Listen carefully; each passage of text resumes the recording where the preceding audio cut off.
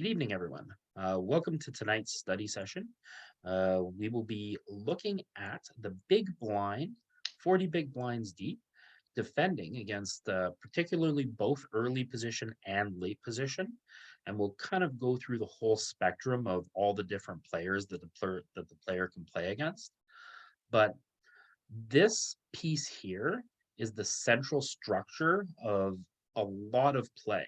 Because if you think of it, every orbit, you're going to have to defend the big blind. And so this is a really critical spot to think of. And there's adjustments that you make as you get shorter stacked, as you get deeper stacked. But if you're going to invest some time in your poker game, this is a great spot to work on. So welcome to tonight's study session. Without further ado, we're going to look at the ranges that the button has to defend against to start with here. And we're going to look at the button versus the big blind, or the big blind versus the button here. And you can see that, remember from our pre-flop construction, that the button is opening these offsuit eights and these suited fives. And so because we're only paying half the price, about half the price that he is going to charge or she is going to charge, we get to play a little more stuff. We're just priced in with a little bit more of our value. And so if we think that the button is opening with his suited fives, we get to defend with our best suited fives on the offsuit side. Sorry, our best offsuit fives, and fold our worst offsuit fives. And that pattern kind of continues as we go around the horn. Against the cutoff, we get to defend our best sixes as he's attacking with his suited sixes, versus the hijack and the low jack. We get to defend our best sevens against those two spots. And against under the gun and under the gun one, we get to defend our best eights on the offsuit side. One of the heuristics that you can see is our suited side. The ability to make a flush and stack an opponent at this size is still super prevalent. And so we are just defending all of our suited side. So you don't really have to try and memorize a specific pattern or anything for this, right? You just say, okay, I'm just going to defend all my suited stuff, right? That against the very earliest positions, if you're missing, you want to find some exploitative folds with your worst suited stuff, maybe. But if you're just trying to keep a simple range to memorize, just remember to call your suited stuff and you're folding your offsuit stuff fives, sixes, sevens, eights. We are defending with some three bets against earliest positions. These are very value heavy. There's two ideas when we're constructing our three betting range. One is that we're going to attack the top of their value. And the second one is that we're going to attack the bottom of their opening end. So here, against an opponent's range that's really, really tight and compressed around the high Broadway side, it's hard for us to attack the bottom of their range because they're opening with their offsuit jacks here. So there's just not a lot of space for that. So we tend to attack with some hands that block some high cards for them, and a very linear strategy with our best hands. As we go to the button, who is very wide, you can see even at 40 big blinds, there is a jamming component that is very prevalent amongst your pairs. So if you don't want to jam and you want to mix in some three bets here, that's also okay. Jamming your ace jack, your ace queen, your king queen. This funky king seven, both suited and offsuit, finds its way in here, particularly against the button. But as we move off the button, we lose that jamming frequency. And now we're only jamming eights and nines and ace queen. right, to 9, 10, and 4s, to be honest. I really just jam 8s, 9s, and ace queen from here. And as we go around again, now we just are almost losing that for completely. Because we get to this spot, we're able to attack with this king 9, which becomes kind of the foundation for our 3-betting range that we looked at from the button. But not a huge element of our components. And against the earlier positions, we just don't have a jam raise, right? We go with, again, a linear range with our best hands and some blocker-based bluffs here with aces and kings. So we will take a look at a couple of things in GTO Wizard. I have a couple of setups here for us. Look at some defense spots. Come on. Sorry for the technical difficulty, but our screen does not want to seem to expand here. For some weird reason. All right. So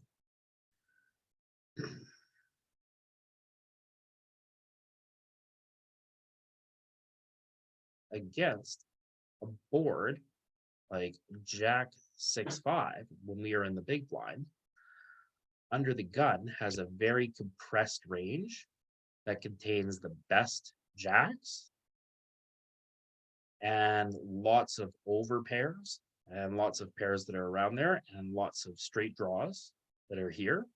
So that position is just not checking, and they're betting heavily with a very mixed size. So they are going to be tough to play against because their range is constructed of a high percentage of hands that are very strong.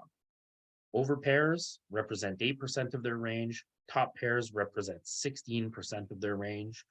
So, close to 25% of the time that they're getting it in here, they have a jack or better. When we compare that with when we play against the button on this board,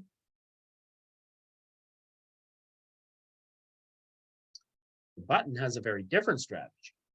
Because the button has all of this junk in their range, they have to be a little more cautious. They also have lots of jacks in their range to go along with some of their bigger bets.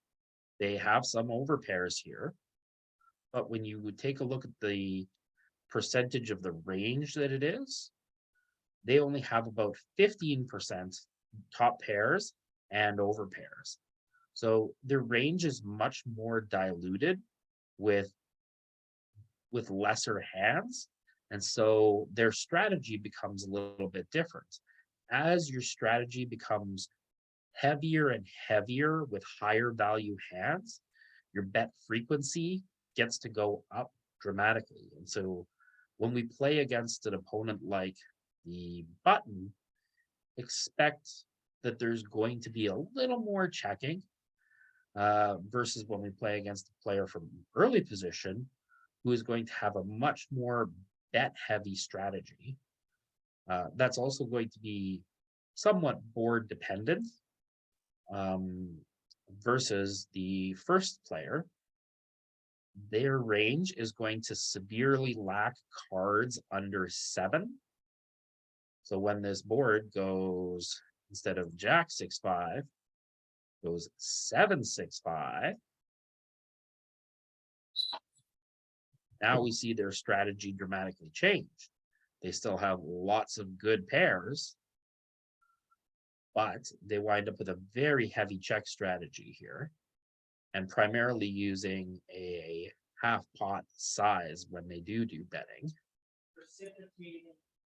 And against the button, who's going to be much more represented in this range,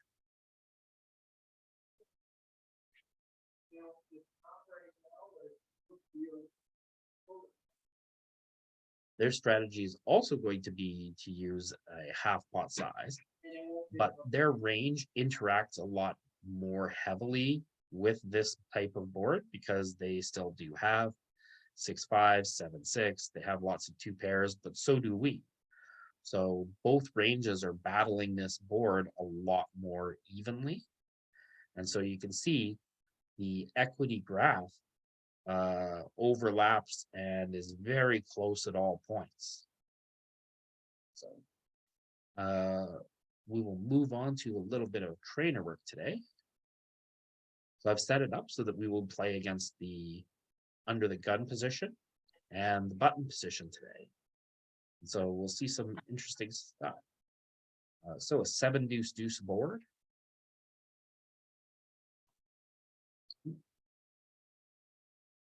Sorry, we're out of position. We're going to check.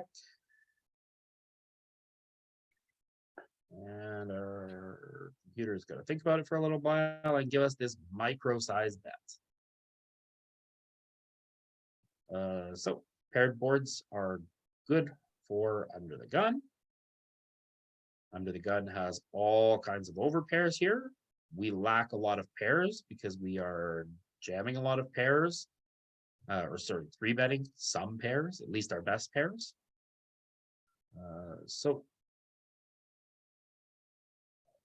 going to call, it's very thin, but we do have 2 overs here. So if you find some folds here, it's not a problem. It's actually the preferential move.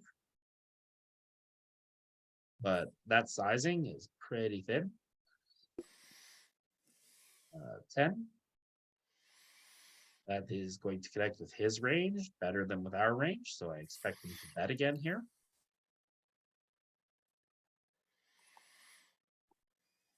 Check checks.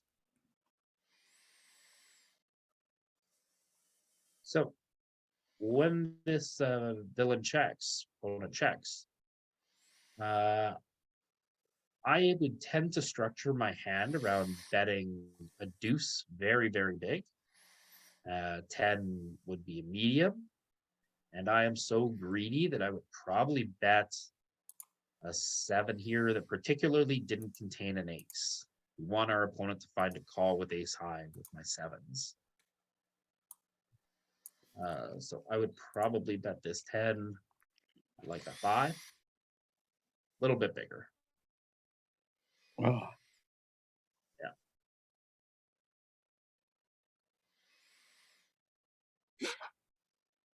And he calls with an ace. So yeah. Take a look and just see if they're still betting 7s and 6s here. I am greedy. I tend to bet them.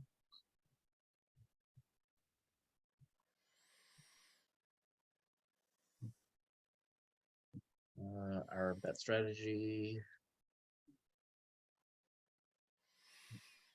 It is betting at 6s. And it is betting at 7s. Particularly the ones that don't contain an ace. We're looking to get called by an ace here. So it tends to check ace 7 and a little bit of ace 6, but that's all the other stuff pretty good. So in game, I hope you guys are finding some aggressive spots here when an opponent goes check, check.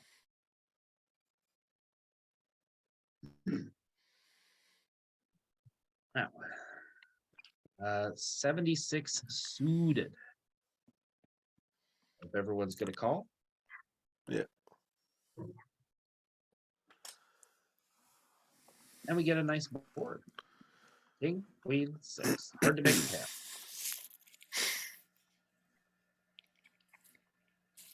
Facing this bet, what do people want to do? And solver's going to be folding here I'm calling. with 2 overs.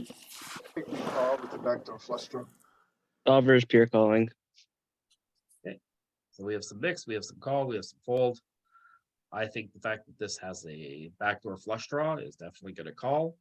Maybe you can fold 7-6 of clubs here.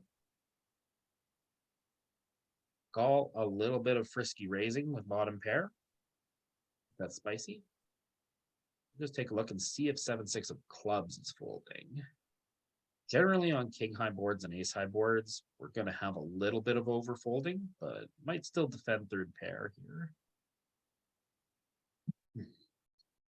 76 of clubs. It actually chooses that one to bluff with a little more. So, yep, just defending all the pairs here, at least one street. 2 and 3. So it's a good card for our range. It's not particularly helpful for our hand. And button polarizes on the turn. Fold. So in a spot where they're going to bet small on the flop a lot, the turn is where we're going to have to face bets that say, I am high up on my value range, or I'm high up on my bluff range. This is where, at this stack depth, we're going to have to start doing some thinking. We didn't improve any equity. The 3 doesn't change much for the buttons range. Are we going to call this pair?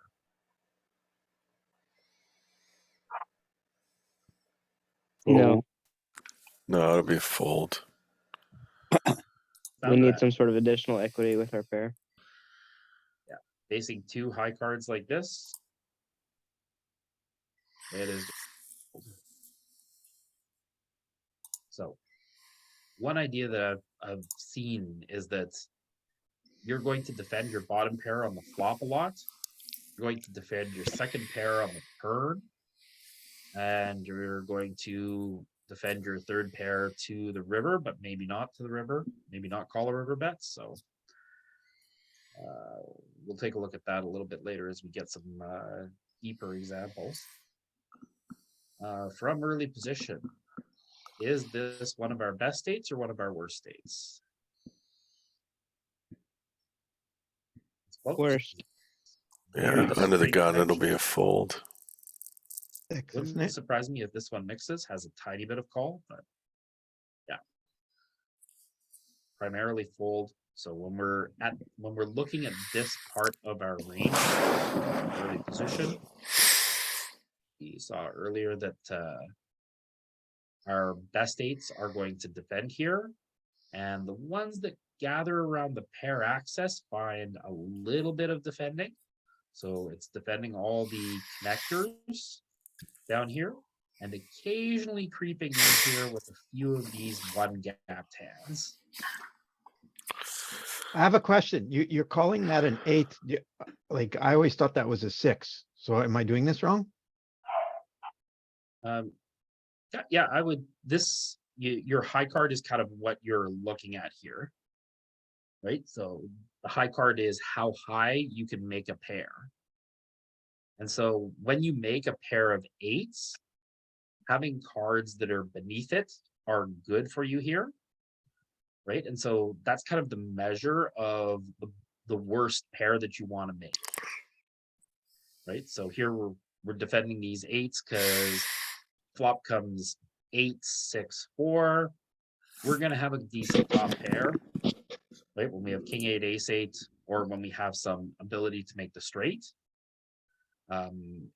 And we're looking to make pairs that are better than that. But the higher up the pair that you make to start with, the better it's going to be able to defend when cards underneath it come. And the less risk of cards over it coming. So yeah, we think of this hand as an 8.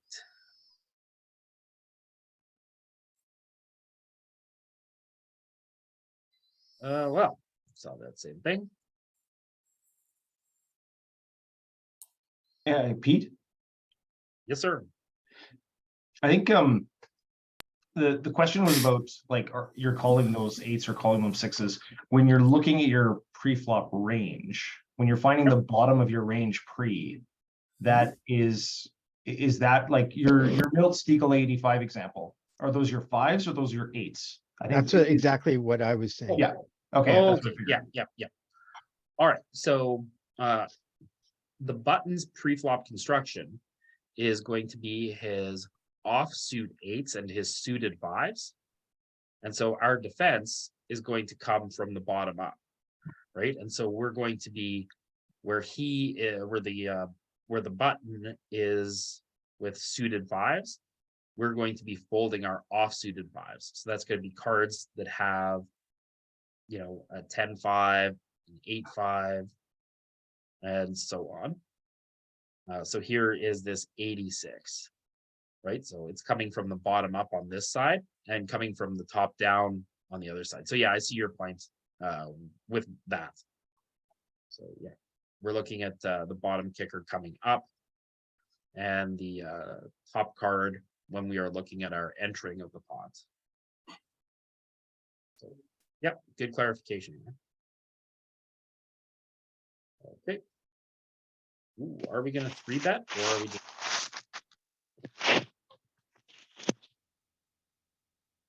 Just call, I think. This Oh. one, find some 3-bets.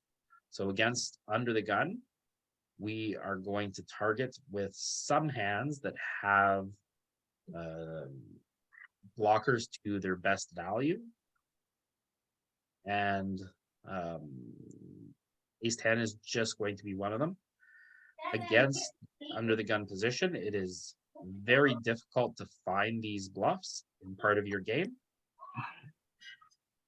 Your ace jack, your ace 10, and your ace 9 are going to be some bluffs. Ace 7, ace 5. These kings are going to have some bluffs. Your suited 9s, which are going to be below their offsuit jacks, are going to find a few bluffs. And then you're going to be very value heavy here. Yeah, go ahead, Reiner. I'm just I saw in the chat and hearing a little background noise. Yep. I do a lot of Zoom meetings. It can work best when everyone mutes their microphone, and you can toggle it on and off with Alt A, or you can press and hold the space bar like a walkie-talkie. I'm doing that right now. So I don't want to get passive aggressive in the meeting or whatever, but I'm throwing it out there. Thanks for your advice. If you guys are able to, if you guys have a lot of background noise and you're able to toggle, that is great. We will press on regardless. So a spot where we 3-bet a lot here, but it is also just fine to call. And we flop a gut shot. Paired board. Oh. All right. The king is particularly a good card for this range. His range is littered with stuff that connect with this board. Are we going to bet?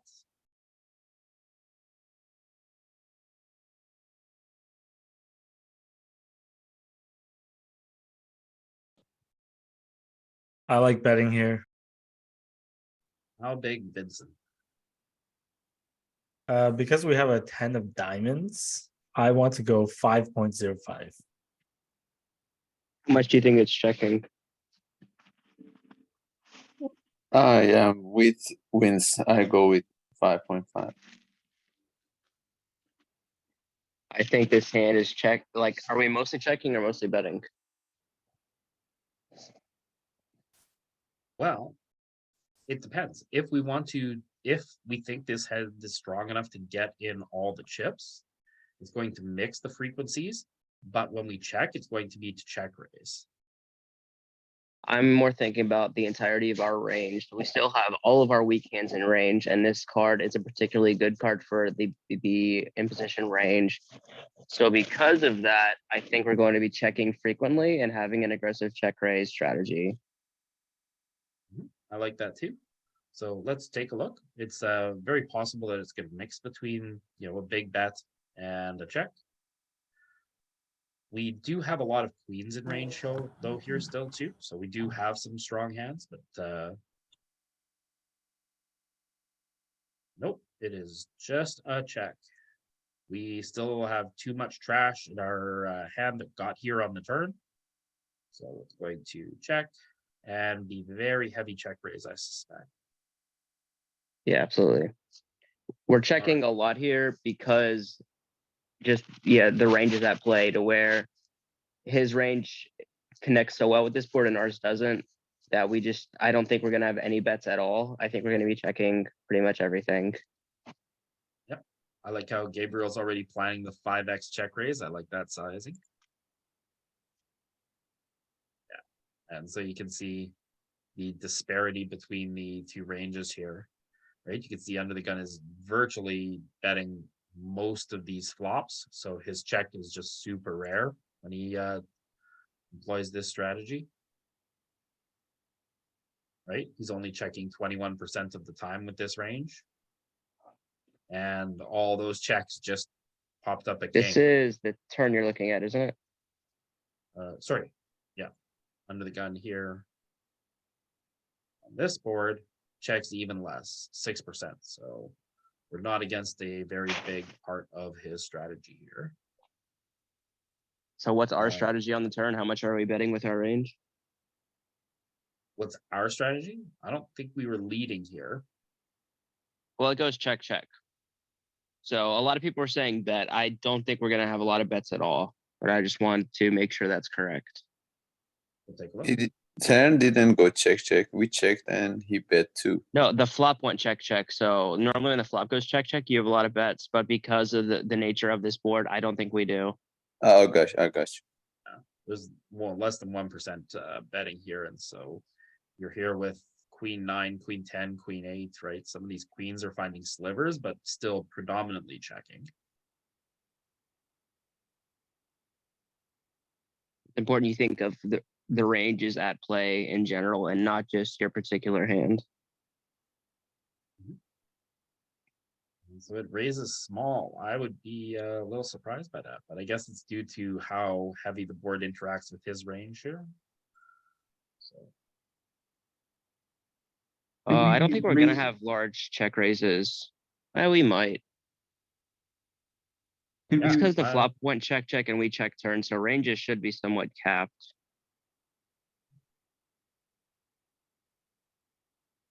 Yeah, I guess that was my question as well. Like, because we want to keep all of his pairs in, like 10 or less.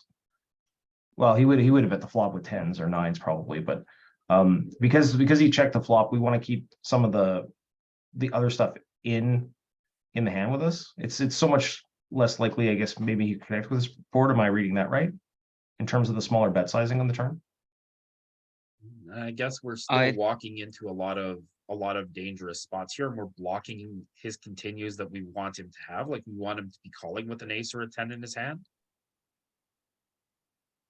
So Can we ever block bet here? We check raised, or yeah, we absolutely bet. So on board, yeah, there's our hands kind of been downgraded though now by the completion of the flush, but because of the high cards on the board, it's going to be hard for him to have a flush except for the ace high flush. I want to bet like half pot. If he bets just over half pot, then he jams. We're going to be in a pickle. Indeed, we would be. Yeah, but we still get too much value. Not bet here, right? 3 queens. It's even smaller. 5.5. Yeah, it's just Yeah, a I very dangerous spot. I mean, where he's still gonna jam to this. Sets up a good river size jam.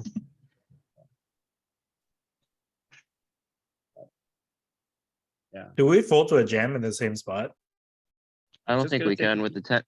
I think with the 10 of diamonds, we have to call.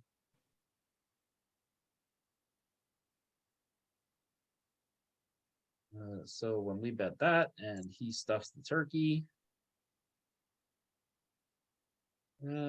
ace 10 is mostly folding unless you have the ace of diamonds. Ace of diamonds. Oh wow.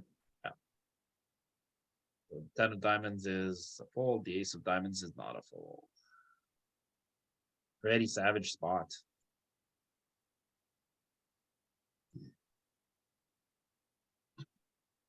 Oof. Ace 3. Anyone defending this ace, or everyone folding, or everyone in? She go. Fold. Let's go. Yep, that's right. Not strong enough. So ace five as a bluff, ace three, not so good. Oh, we just avoided ace. All right, first is the button. 3-bet. 3-bet, ace five off. How frequently? Yeah, I'll be mixing here probably 60-40. I think it does it like 35%, 40%.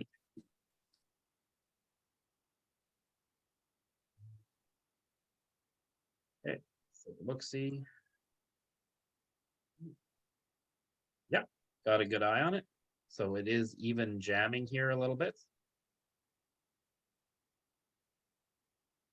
But certainly can play a 3-bet pot. Jack 8-3. Cards who are going to connect with his continue range. Pretty good. But 3-bet pots don't have a lot going on. I'm betting half pot with this hand. Yeah, I think you gotta go a little bigger, right? Yeah. One and done. That's how I'm playing this hand. Just because it hits his calling range there, right? Yeah, Either it's going to one. mix both of these sizes, but the element is going to, look to bet here and to take this down, right? Because you have the ace, you do have a bit of showdown, but I usually check my aces on the turn. But, yeah. And we get it through. Very nice.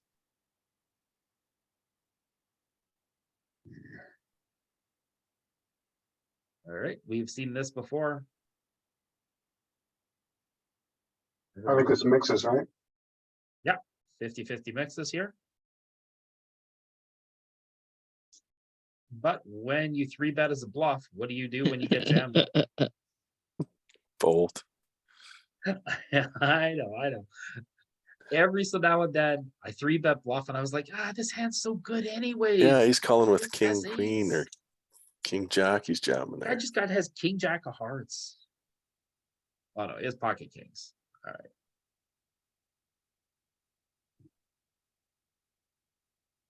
Or off. Calling or folding? I think this is a fold.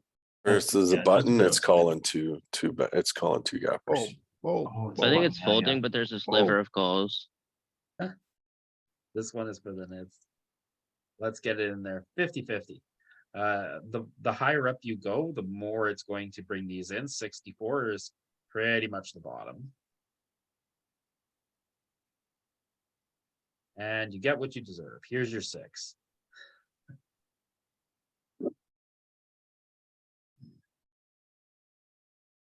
I'm just Big. folding. Without anything, you're folding third pair without the back door.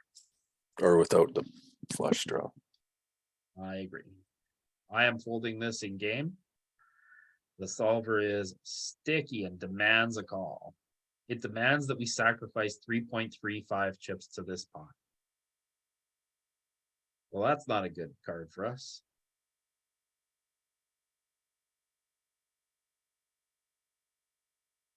So now the villain who bet big on the flop continues with a medium sizing. Looks like a money suck to us. So as you'll see, the solver is very sticky with third pair on those flops and is going to be sticky with some 9s here.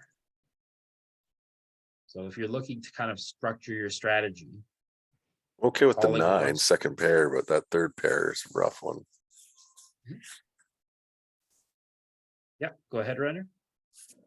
This might be a stupid question, but when we're seeing like full check, both are 0 EV, and it's just like a really close spot, is it like cash game call, tournament fold?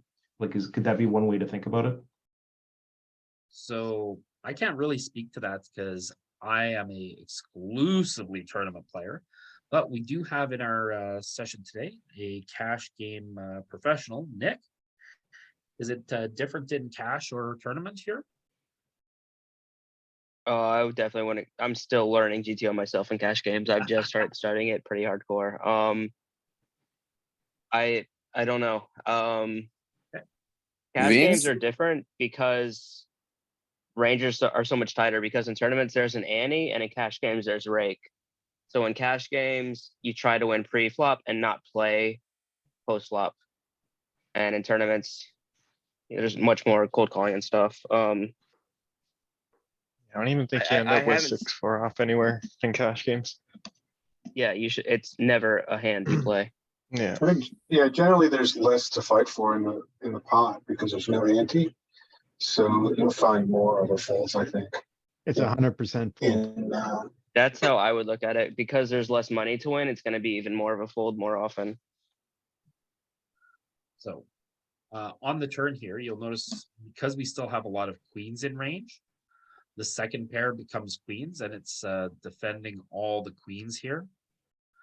The nines start to mix in folds and your sixes are very heavily folding, right? So your bottom pairs need extra equity in some way to continue. And so it just chooses the sixes that have a flush draw to continue here. Right, and the nines are requiring a little bit extra as well. So the nines that have interaction with the straight cards up top, nines that have an overcard to second pair, right? King nine wants to continue, right? Much more than, 9-8 and 9-7. So your second pairs want to have a little bit more. Right, and these ones are just the flush draw ones that are going to look to continue.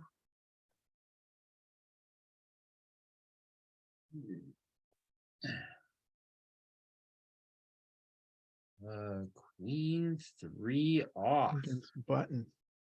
No. Queen 5, maybe? Is It's gonna be think this is a close. call. I think this is the worst hand we defend. fold, I think this one mixes a little bit. fold. I think this is a call and queen two is a fold. I like that sound of that. I think it's a fold. No problem for the nits out there who are folding. This is a spot where you can use a bit of raising even, right? Because it is our worst queen that we defend. So when we 3-bet this, we are going to get him to fold a lot of better queens. And we are going to be much cleaner when a queen comes. But if we do defend here, ooh, double flush draw connection, straight connection, flopped straight on board. Big bet. Queen of spades sticking around or going home? No, I'm calling this one. I'm never folding folding. straight flush draw.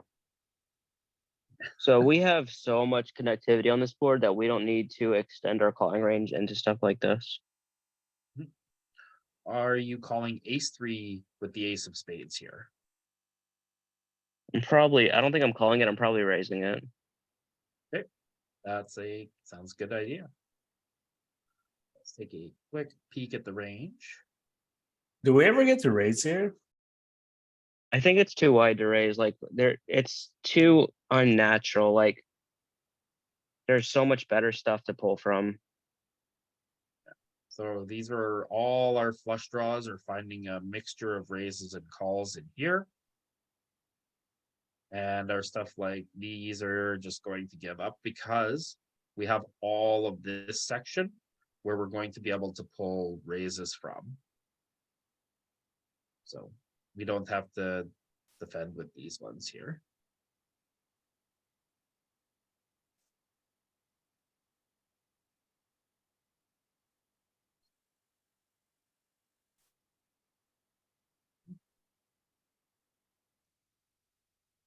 Ooh, well, we saw it's queen, deuce No. being the bottom, jack deuce maybe a little below the bottom.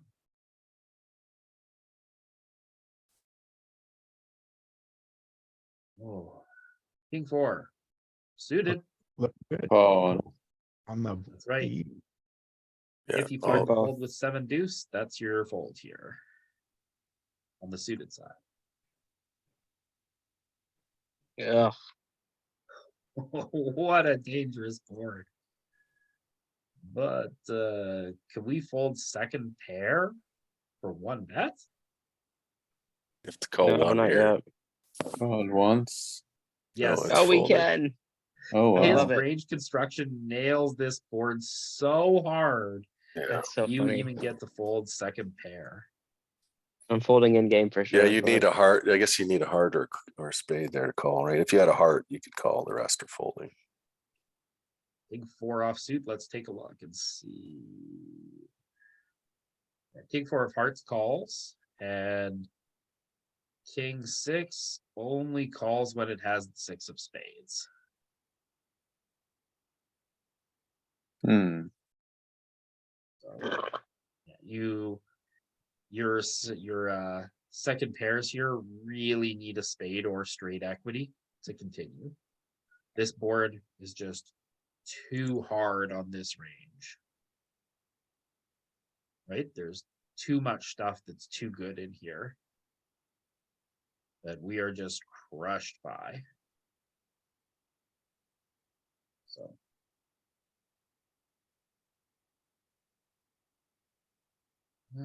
okay.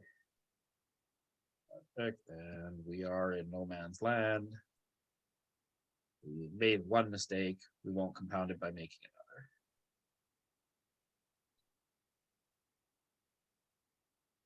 Three suited. Gonna weather the storm. Oh, another lovely board. All right. Check fold. Oh, big bet size again. I hope we learned our lesson. There we go. We learned Yeah. our lesson. Boards that connect this well with this range. And again, we noticed that the range connection here is so strong that there's just a lot of big betting.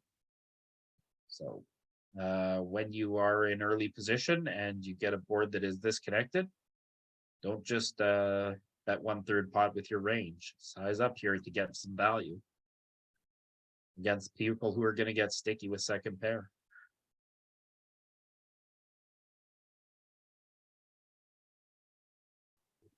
And 6 off. Sixes and It's like tens. the fringe of our range. Yeah. If it's the bottom of your range, it's going to want to find some raises. Oh boy. There's a little bit of leading here. So this is a good spot to take a look.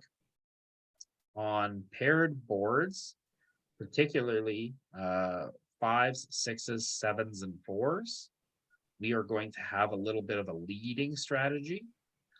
On straight flopped boards that particularly use the 5 and the 6, we are going to have a bit of a leading strategy.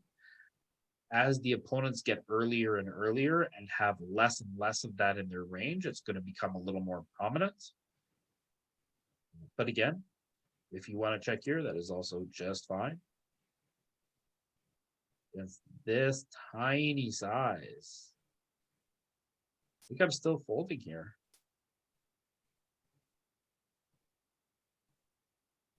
Anyone else want to continue? I'm folding. I'm good with folding.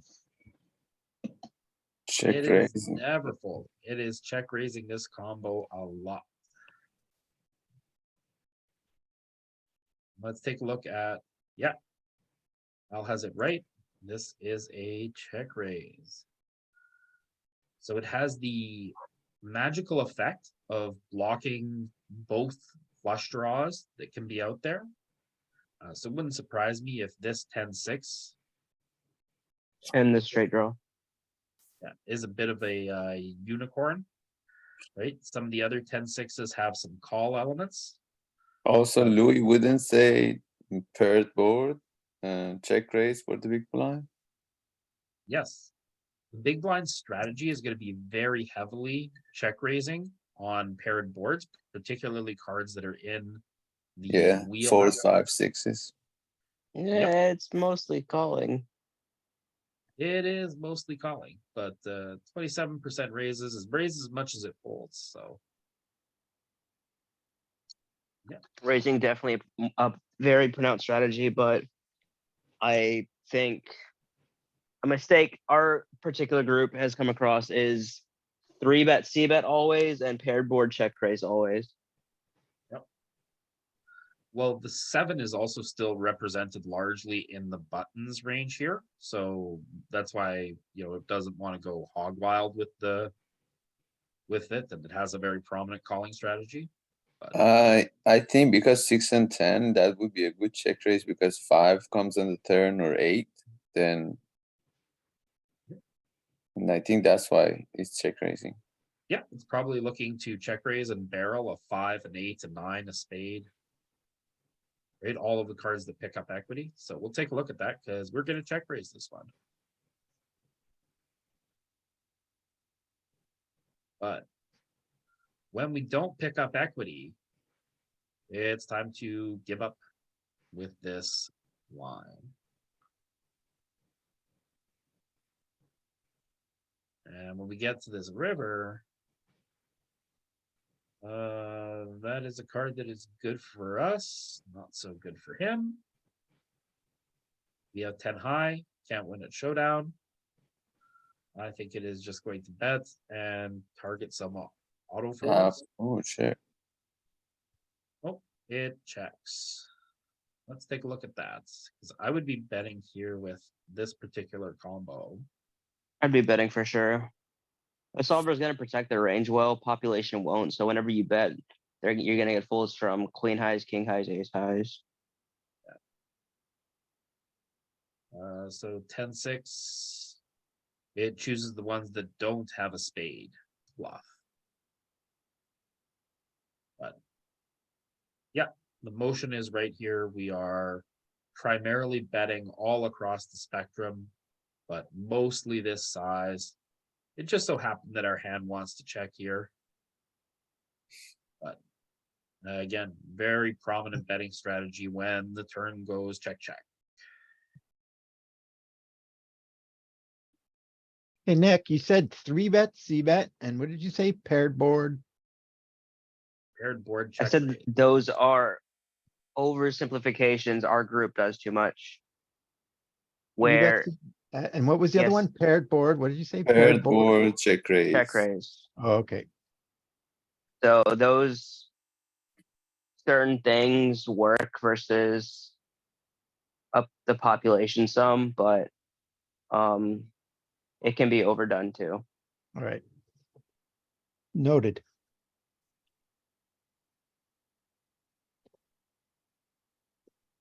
First. We did defense. 9, 4.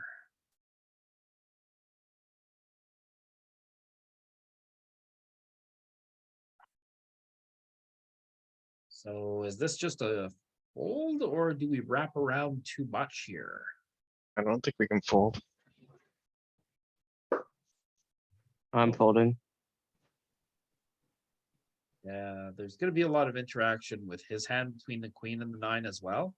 I'm folding too. You gotta go 2 streets to get anything, right? So We don't have any immediate value, but you can see this hand definitely does have some check raise potential because it can catch a card between 9 and 4, which give it some straight outs.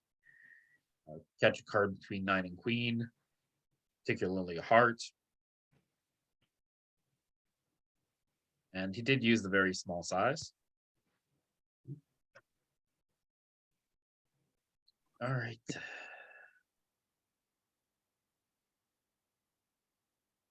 Ooh. Paired board. We're just going to check raise everything, right, guys? I'm check raising versus sizing. yeah, this one you can check raise because you got a bunch of outs there. 4 or 5 and 0.9. Or is it going to mix those two? I think it's gonna go small because there's I'm going 5.9 mostly. yeah. So remember, the button is opening offsuit 8s. So it has a lot of 8s. That's what I was thinking. Yeah, that's what I say. You gotta, yeah, I don't know. Do block the 87 of spades and the 10-8 suited here. So we do block the 8 of spades particularly. I think this is a good combo to do it with. think if we had 10-8 of hearts or diamonds, or 10-7 of hearts or diamonds, it would be a little less useful, but particularly because we interact with the 8 that's missing, I think it's going to choose this combo to do it with more often.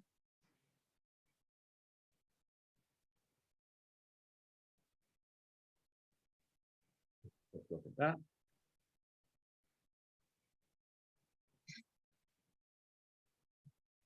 Uh, 10-7. So it does it with all three, and then the 10-7 of clubs is primarily a give up here.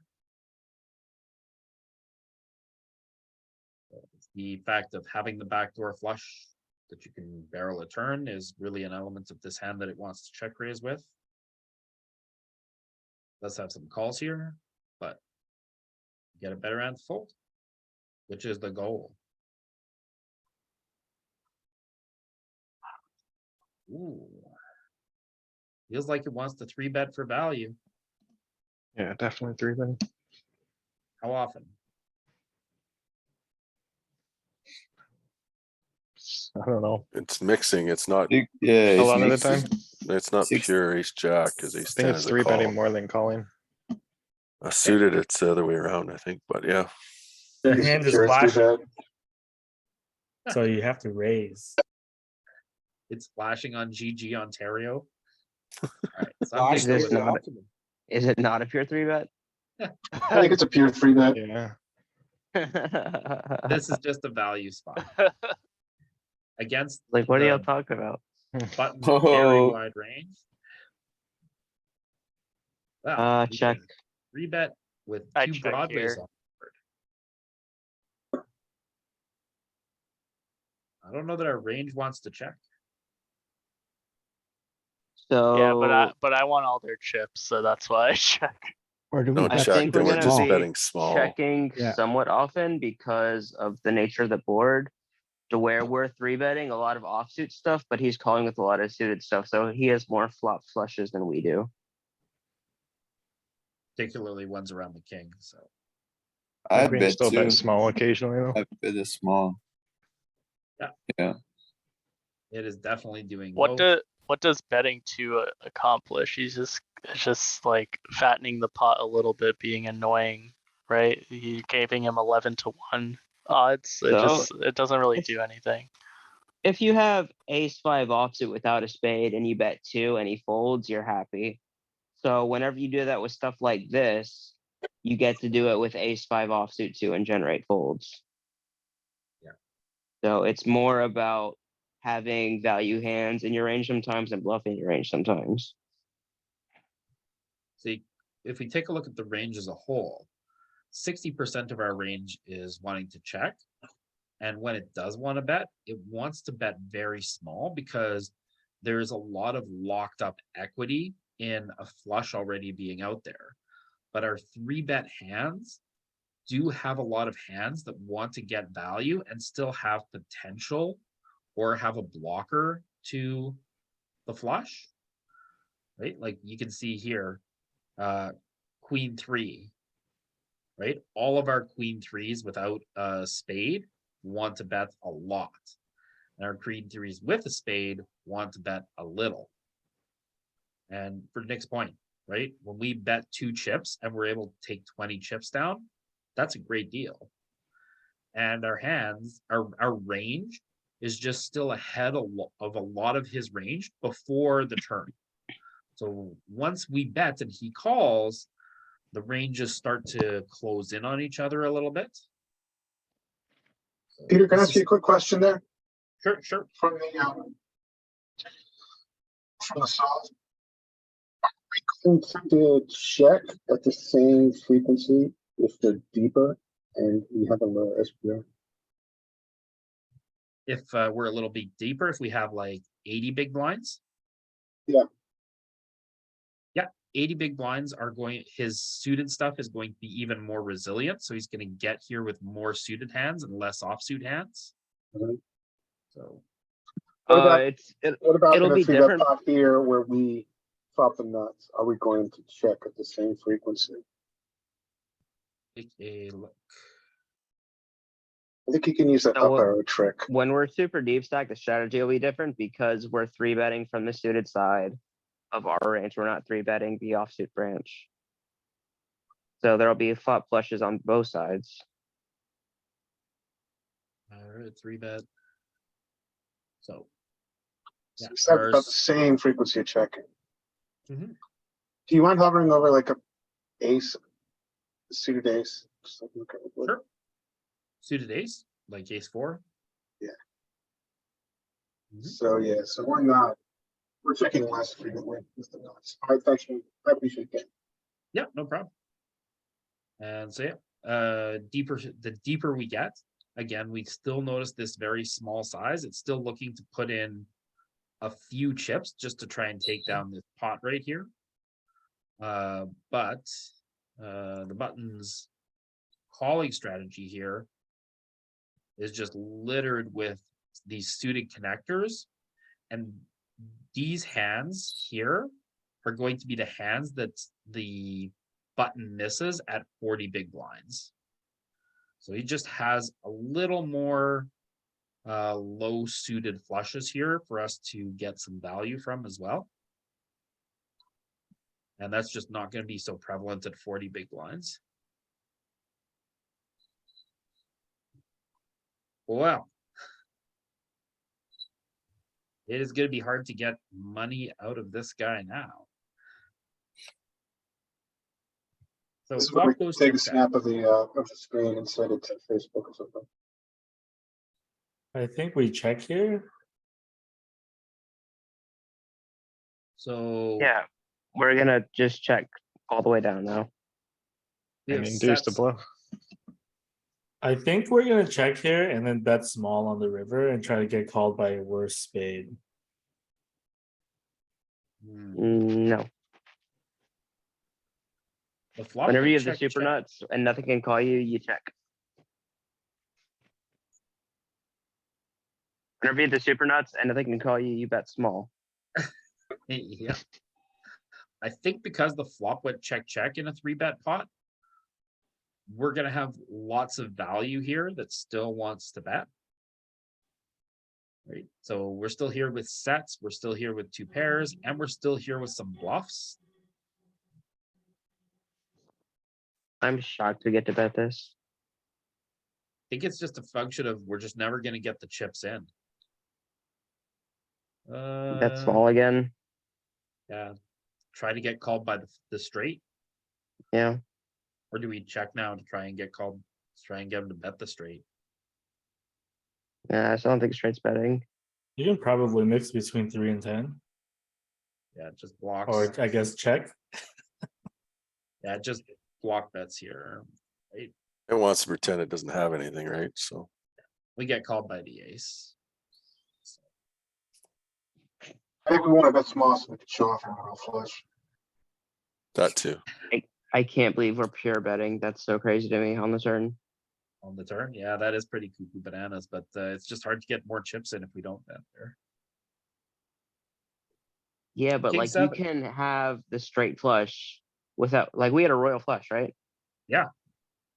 But we can have the straight flush and him have the nut flush and us pour money in. Like there's still, or even have the nut. I don't know. We It's had just a everything's locked up. 6-card royal. Yep. 6 cards. We special. did. I think you need to take that to the pie gown table for more money. All right. I finally got the royal flush. Congrats, Saeed. Probably Kings. close, probably mixing. Probably folding. I think it's their best 8s. I don't know that King 7's gonna make it in there. King 7 can, but Not in my games. it's okay to find a fold there. Ace 4 off. Oh, I think this comes I in think with the it's- real properties. yeah. Ace 3 was the one that was mixing heavily here, so. Fine tuning your pre-flop calling range. Remember Ace 5, you're gonna have some bluffs. Oh, flop bottom pair with an over to the king. Ooh. And he uses the big bet size. I don't think we can fold yet. You're gonna be calling one here, the 4 with the ace. Or with the ace calls, lots of other fours get to fold. I believe so. I agree. Again, an attractive combo to find a bluff with. It when we're looking at a bluff, there's kind of three components that help us to generate our bluffs. And so we want to be able to turn a flush draw, or sorry, to turn a flush. We want to be able to turn a straight, or we want to have an overcard that we can hit to make top pair. So these high-low combos are going to occasionally be hands that we find some check raises with.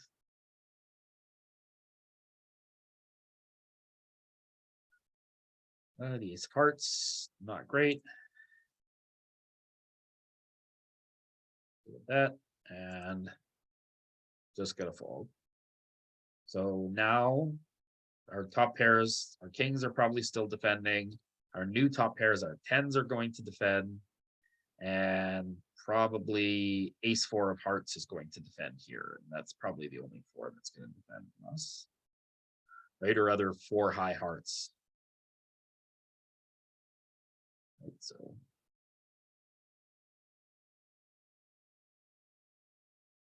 97.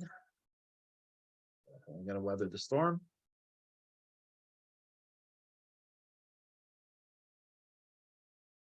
Three, no club.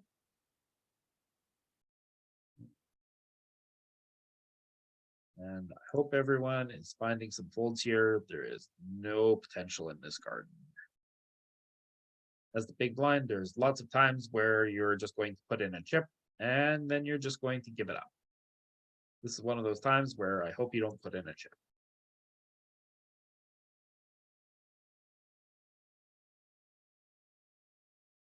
Ooh. Probably just going to fold this. Yeah. Not looking for, we're looking for our eights coming up.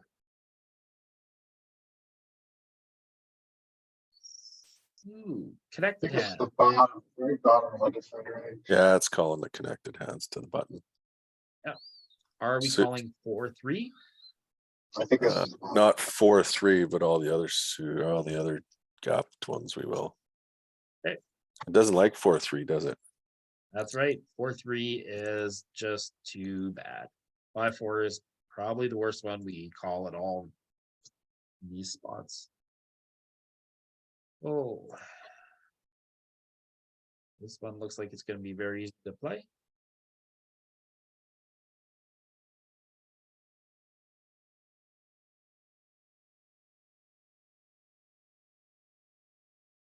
Three bet, or is it too good to three bet? I think this is a small mix, isn't it? Small Just mix. calling. Going? 3 bet. Yeah, I think it's a mix. That Why ace would you 9, three ace bet 8. this?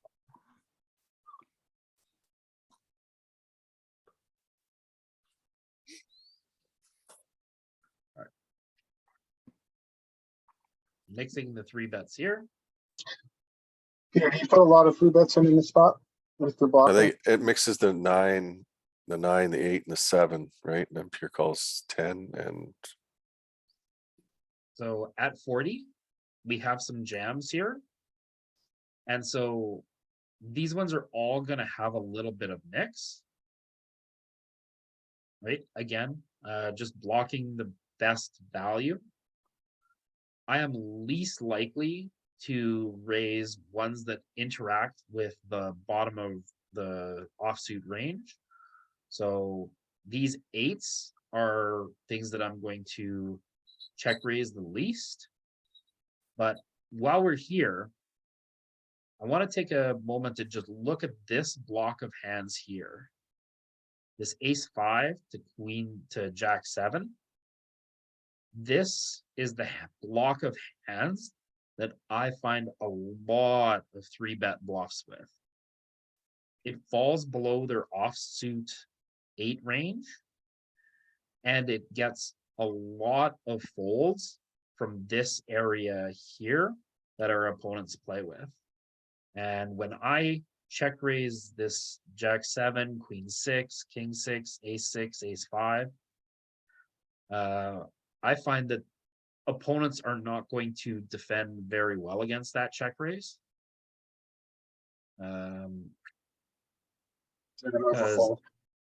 yeah, their strategy is that they're supposed to defend, and I just don't see them defending these kings very well, these queens very well, these suited connectors very well. Folding these pairs as opposed to rejamming them for a 4-bet, right? So yeah, I find that the opponents get a lot of folds, and then people who flat with these hands are really going to struggle to realize equity post flop on a flop that's going to have 2 overcards against them a lot.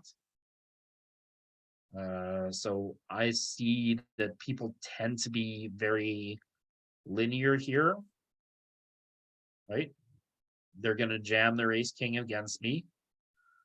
Sometimes they're going to jam ace queen. They're going to jam aces, kings, queens, jacks, and 10s. And they're going to call with a bunch of other stuff here, but they're not going to find enough of it. So if you, Combined with the fact that there should be folding half their range, I would say that population is against me. I find they tend to fold about 70% of range here. so if you know the range, population range is linear in this situation, I would imagine that makes it a lot easier to play post flop because you now have Yes. a very compressed range you're playing against. And if you have a high frequency C bet on that flop, you're going to find out what their linear portion of the range is going to do. So, if they defend with queen 10 suited and the board comes king 6-6 or king 6-4, you bet they're just going to fold queen 10 suited here, right? They don't have a flush draw.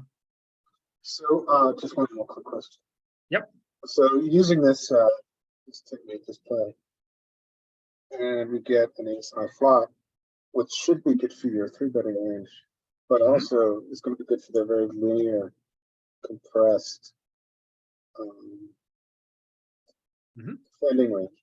How are you still C-betting? So I am, largely because their best aces are going to be out of the ballpark here.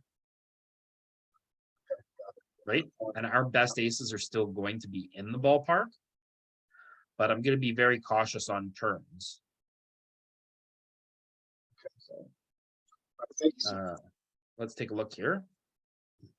Give it a 3-bet, get a call. And so here's a perfect example. This is a spot where I'm going to C-bet my range, and I'm going to mix between 5 and 10 big blinds here. So without having a spade would block his continuations, having a heart would block his continuations. So I would be choosing to bet those ones a little bit bigger. So I'm going to choose a smaller size here. And if we look at ace 9 with a spade, we'll see if it sizes up, particularly ace of spades here. Ace 9. And it doesn't really size up, but it opts to check the ace of spades a little more often and opts to bet the 9 of spades kind of regardless of the rest of the boards. But the ace of spades has a little more protected equity here, as well as has some bluff potential. So yeah, primarily just this size here. Your worst aces, it's choosing to do this with. So when you bluff with, and you'll notice like this whole portion of the board sometimes has bluffed. right? So you get here in a GTO strategy occasionally with 10-7 suited. So we go range height. So not very often, but this block of hands in here, you should be getting to this flop with this block of hands in here at some portion of your range. So because you have a lot of value hands that you want to bet big, jacks, queens, kings, aces, ace 10, you have some mixing of big sizing with your worst hands down here as well. So 10-7, 10-6, queen 6, queen 7, queen 5, queen, king 5. So we did a database review of my friend earlier today, and we looked at some 3-betting and some more opportunities. And so if you can push your 3-bets to 8, 9%, 10%, that's pretty good. And against the button and the cutoff here, we should be finding a little more than that for 3-bets. It's not unusual to find a person with 13 or 15% 3-bets here. That's one spot I've been going over with Galen too. That was one of my weaknesses in my review. Yeah. Like one thing he was saying too about it is they respond a lot to your 3-bets with 4-betting. So those hands become really nice because they're just easy to 3-bet bluff and fold when they 4-bet or jam on you. Yeah, you're not so attached to jack 6 when you 3-bet it. But, so top card pairs.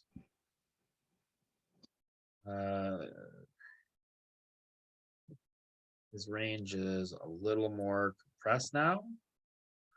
I gotta be honest, most of the time when I have an ace, I check because I have a little bit of showdown value here.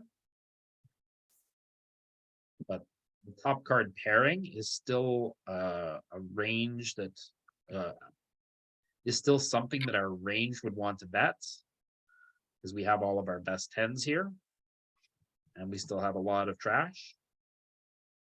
Size is down because our 10s want to get paid. There's not really very much else that's dangerous on this board, being that the 4 and the 3 are so disconnected from what the straight range would be that he would continue with. But I hope it gives up now. Good. But when we get here, it's still 11 EV just to check this hand.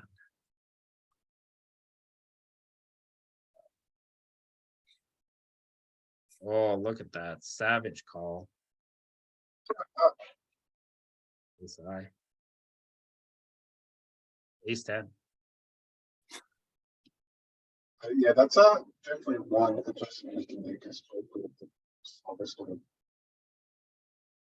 Yeah, I mean, if you double barrel and your opponent's still there, that's a tough spot because it's hard for them to think of continuing a lot here. From the pot. 3-bet pots population's not gonna have a whole lot of bluffs there. That's the problem. It'll be a little tough. All right.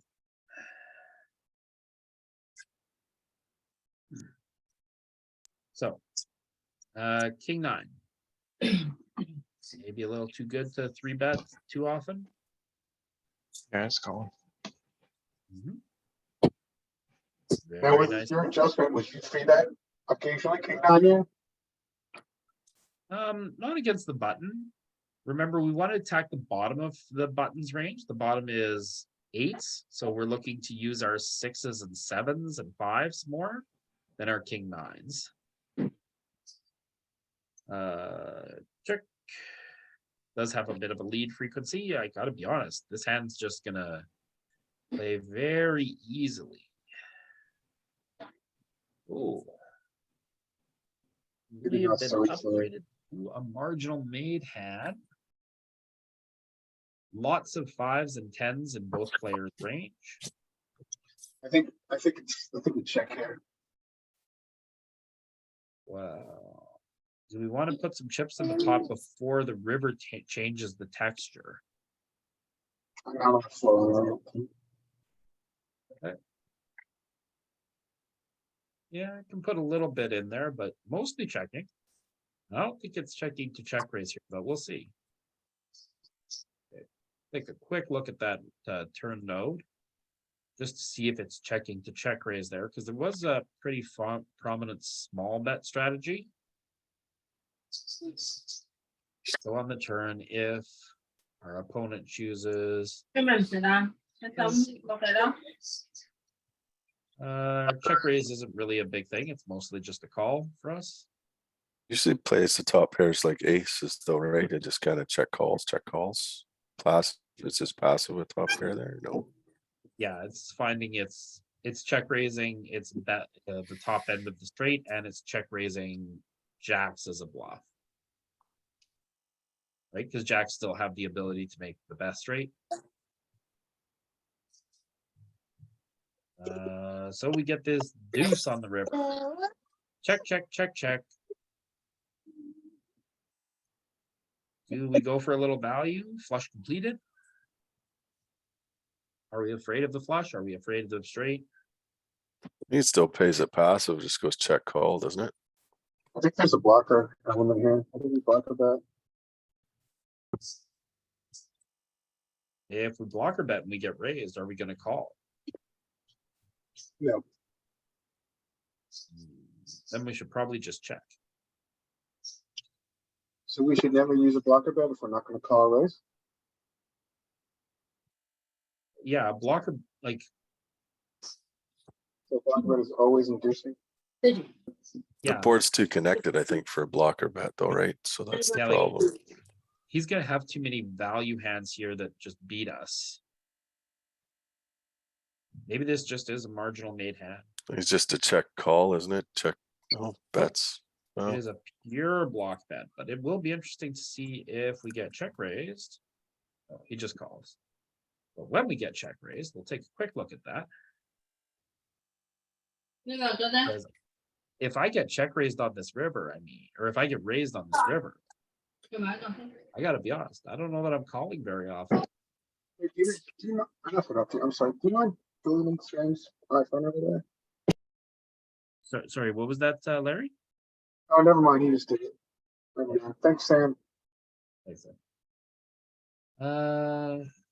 So this opponent's raise size is mixed. Let's use the most prominent one, the 6.5. And is our king 9 going to call? 9 is going to call or fold. King 9 off. Is going to call or fold or savagely rebluff the king of hearts. It's a hard block. Yeah, that's interesting. Yeah, I mean, you could call here at 0.01 chips. So it's okay to block and call, but yeah, I'm gonna block and fold if I block this 9. I think we're just here with too many 2 pairs to block bet with this 9. I would probably be more inclined to block bets like 8 deuce here. There's 8. Do we have 8 deuce? Yeah. Yeah, we take this line with 8 deuce, we call. So there's the maybe the line for you here. 6 deuce folds, 7 deuce mixes, 8 deuce calls pure. And it's 0.2 and 0.07 EVs. yeah, the EV is just so small there. I think you're Yeah, we just against get here with, population, you're losing every time there. yeah, we get here with enough stronger stuff that we don't need to defend our 9s here. We just have too many 2 pairs and bottom end straights.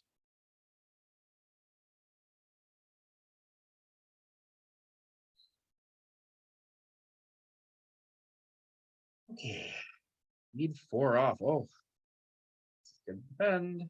Find some 3 bets. Well, I'm looking for the 5s, 6s, and 7s more than the 4s. Ooh.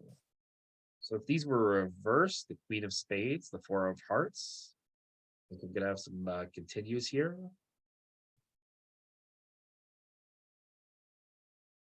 Check. Oh well.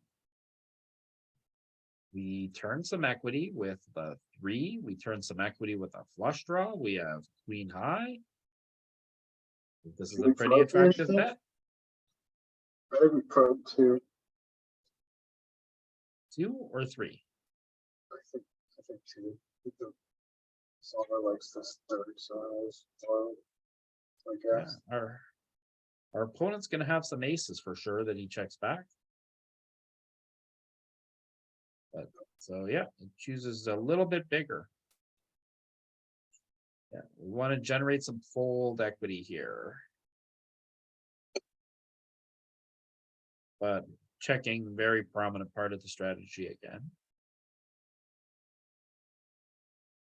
Well, we bet big. Having a spade here blocks some value. Not particularly great. Deuce pairing is good for us. We have lots of deuces in range. Makes it hard for an ace. So it wouldn't surprise me to see this size bet come out here. Yeah, I think it's Yeah, I gonna think- bluff pretty hard here because we bet the draw already, 2 draws already, right?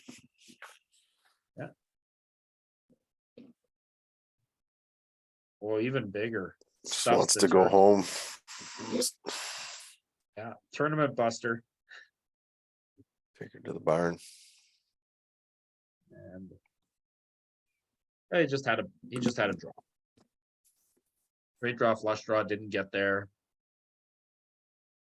You think population is pretty inflexible? I mean, the population and a pattern showing they're gonna have the same stuff. I don't think population's gonna find a bluff here like this. So this is a really good spot to study. Right? We just know Yeah. that we're at the bottom of range. I think are they gonna check this hand on the flop? Yeah, maybe. Are they gonna check it on call on the turn? I think they're gonna call on the turn. So I think this line's pretty reasonable for the population. And depending what stakes too, if people are always call with an ace too, so people don't fold pairs, you'll have to watch out for. Yeah. Do you see where I get burned on those bluffs? Yeah, the stickier the opponent, the more dangerous that line is, but. And maybe that's why I was a little gun shy with betting 13 instead of betting all 32 there. This is Nine. a Peter 3-bet special. Yeah. Give it a little click. Call. Oh, ace of spades and a 9 marginal made hand. It's like a check raise. So we Have you saw ever- before, the ace of spades, the ace of the suit of the flush draw wanted to check. Wonder if it's going to be different with a 9 here. Is that a 3-bet pot before? Oh yeah, Big 3-bet size. part. Yeah, I think you're gonna bet, but you're gonna bet small. 5, yeah. Oh, No, it no. wants to Yeah. check. It wants to check raise. So yeah, this ace, the ace of the flush draw on a 3-bet pot, we've seen it a couple of times here, 40 big blinds deep. It wants to check. I don't understand the logic behind that. I think it's because it has the ace, right? So you got the nut, even if you get a 3-card You're drawing flush on the nuts, board, yeah, you have the nut ace, right? So that's a good Yeah. point. But it likes the Well- nut ace. yeah, maybe it's because we're blocking and continues. I don't. Yeah. Yeah, particularly when it has a pair, these ace 9 and ace 4 both want to check. Right? When it has the ace 3, ace deuce, the worst stuff. If that's the ace 6, mostly checking, only betting when it blocks both continues, hearts and spades. This is an important issue for me because I oversee that 3-bet pots in this configuration. Mhm. I think it's good for me to see this solve where it's checking 70% of range. Yeah, and so if we look here, the ace 10 and the ace 8 with the ace of spades want to bet and want to size up because they have the connection here blocking the continues of the opponent the most. So ace queen is just pretty strong and it wants to check a lot. But the ace 10 and ace 8 get value from getting some better stuff to fold here. Here, when we have the diamonds and the clubs, right, our king, queen, our two overcards with a gut shot, right, are going to mimic our kings and queens here. So they're going to bet big a lot, particularly when they don't have a spade. But interesting, having a spade drives down our C bet on 3 bets. Okay, that is. Does that have anything to do with like if we bet and they jam or raise, like we really don't want to be in that spot when we have the ace of spades? I think it's Wait. our hand is easier to continue against a C bet with a marginal made hand and backdoor equity. And so I think our ace of spades also can bluff at a later point in the hand if a spade rolls off. So I think it's protecting our ability to bluff later in the hand.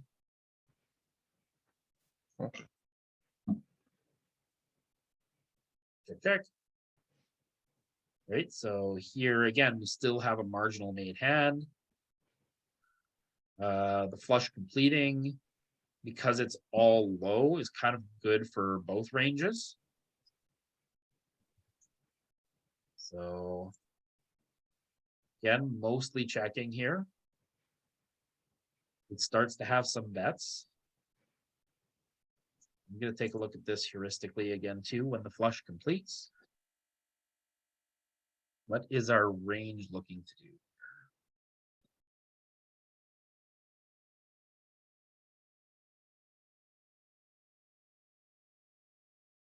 Our ace of spades when the flush completes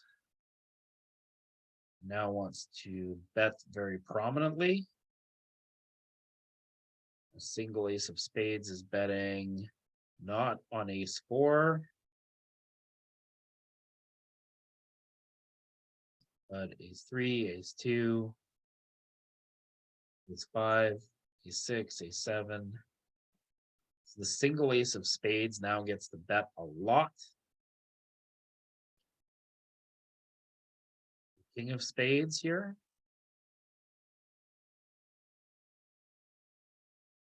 King 7, the king of spades is still betting very frequently when the flush rolls off here.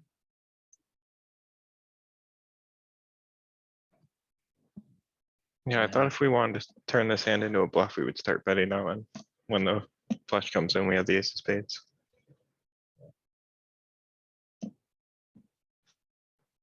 That makes sense to me. Yeah, it's a function of our 3-bet range. We just don't have very many flushes here. Right? We only really have the king jack, the ace high flush, the jack 10 flush. We just don't have any other suited stuff here that we're 3-betting. So we are here with a bunch of single spades and a bunch of jacks. And our jacks want to get some value. So you can see all of our jacks are betting here. And we get to balance all of the jacks betting with some bluffs. And the jacks want to have a spade or they want to go all in. Right, our best jacks aren't so worried about it. But yeah, like ace jack, just jamming here. Jack 8, jack 7. Just some savage jam spots. Wow. What does the buttons range look like? Because they should have lots of jacks and 9s to be betting after we check, right? Yeah, so say we check here. The buttons range. The button is still very cautious here in a 3-bet pot. So is betting small and frequently. Betting lots of jacks. But again, like now, the button is here with a bunch of flushes. And because the flop went check, check, the button is still here with all the trash. Right, so now the button is here with 76 of diamonds, clubs, and hearts. And what does it do? Right, it's got a straight draw and it's got no showdown. So his range is protected by all these flushes that want to bet small, but just all this trash that still wants to bet small. Most of his aces, again, this opponent is betting with the ace of spades when they have the ace of spades. They are betting with the king of spades when they have the king of spades and straight draws. Queen 10, the straight draw with a spade, but straight draws are just good enough to bet here. So, a pretty wide spot in a 3-bet pot.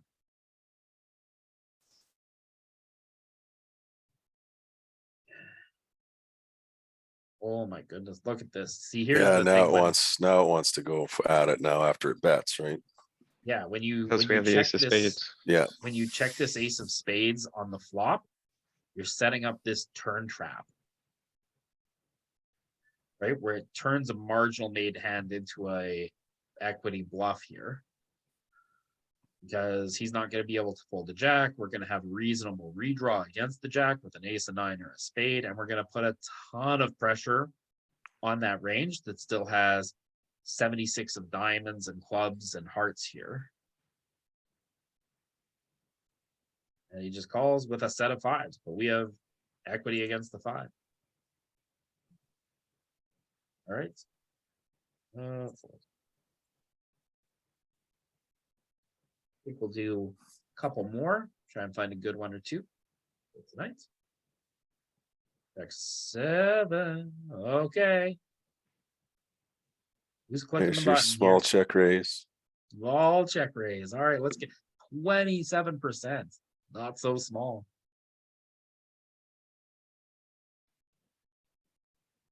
Well, we flop bottom pair with the 7 of spades. King 10 7. King and 10, both good for our check raise range. We check raise a bunch of kings. Not so many 10s. But we do check raise a lot of 7s. A 3-bet pot, this being a 7, we're gonna want to bet though, aren't we? Yeah. Yep. It likes And we betting its size up. trash, right? Yep. And we get a fold from pocket 9s.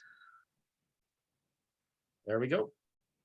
Yeah, it likes betting up big with it, the trashier Yeah, so we'll take a look at that whole range. equity hands, I guess. They're still got equity, but I they're just kind of like betting trashy. with the whole range. I think I'm gonna have to do a special session one day on playing your 3-bet bluffs as we start to look at this spot. So our strategy here. This whole chunk is getting after it. The king, the queen, the jack, the 10. It's all going pretty big. These kings want to be a one and done.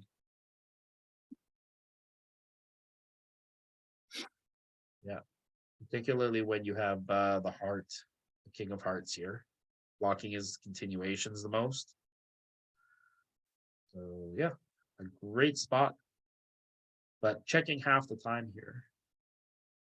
So checking with Checking your 10s. value and your, So checking a bunch of 10s. And checking a bunch of aces, particularly with the spade again, right? spade again. Right, these spades all want to bet. They are too low down. Higher up you go, the more you see it. Checking a little bit with the ace of spades.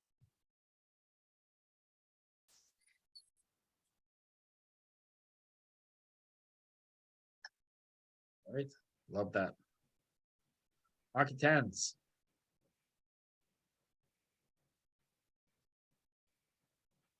You got this.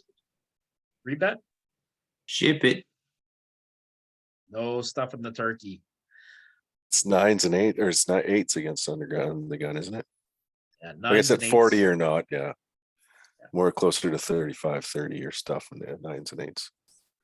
Do you have any shoves against UTG? Because No, the range is too compressed or condensed as the word with overpairs. against UTG, you can find slivers of ace king, pocket tens, and this queen jack suited. Yeah, I was don't thinking more have a shove 30, strategy. 25, 30 blinds. You're jamming the Yeah. eights and the nines and the tens.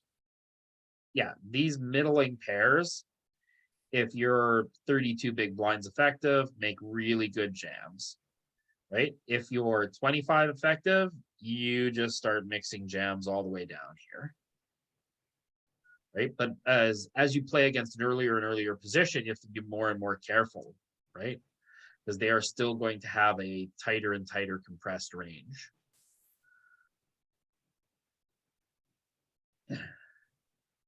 Our next series we're going to do is short stack play, and so we're going to examine the whole concept of jam play a lot more in detail for the next series. Okay. Ace is not good for us on this flop. We don't have a spade. I'm just going to try and get some auto folds, but it is primarily checking here. I am too spicy. Again, Nick says putting in two Does this chips. this does this more out of the big blind? Like if you're a button 3-bet, you'd be betting Oh, yeah. more, wouldn't you? Or you'd be checking Yep. still. No, against a wider range, you're still going to be able to get more value, and you're No, going to no, actually get a lot more auto folds. I guess what I meant is in the big blind, it wants to check its 3-bets more than if you were in any other position then, right? Or does it Yes. still want to check? It doesn't want to check in like if you were button against under the gun or cut off against under the gun, you'd be betting there, correct? Yeah, because you would also be in position. Yeah, okay. Yeah, I out of was kinda position thinking. uses a lot more checking. Yeah, no, that's what I was kind of thinking there as far as 3-bets. Here we're fighting uphill. So yeah, this two big blind setting allows us to get a few folds and allows us to kind of keep the pot manageable and keep our ranges pretty wide here. So that's why it's much more prominently used. But also just fine to check. Although I gotta be honest, without a spade, I'm always trying to get this pot before it gets out of trouble. So maybe I'm a little on the spewy side here. Check, check, flush completes. So his range is going to be heavier with the flushes here. Maybe this is just a give up. Yeah, I think this is a Lee. checked. Hopefully it checks to the river. I don't think you're Yeah. block betting or anything here, are you? I don't really You're think just so. checking. Checking and hope for the best. Yeah, you can just hope he checks a jack or, yep, okay, king queen, hallelujah. Don't see that every day.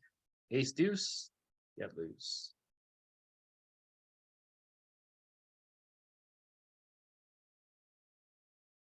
Oh, our student side is gonna get in trouble. Milt, Here we go.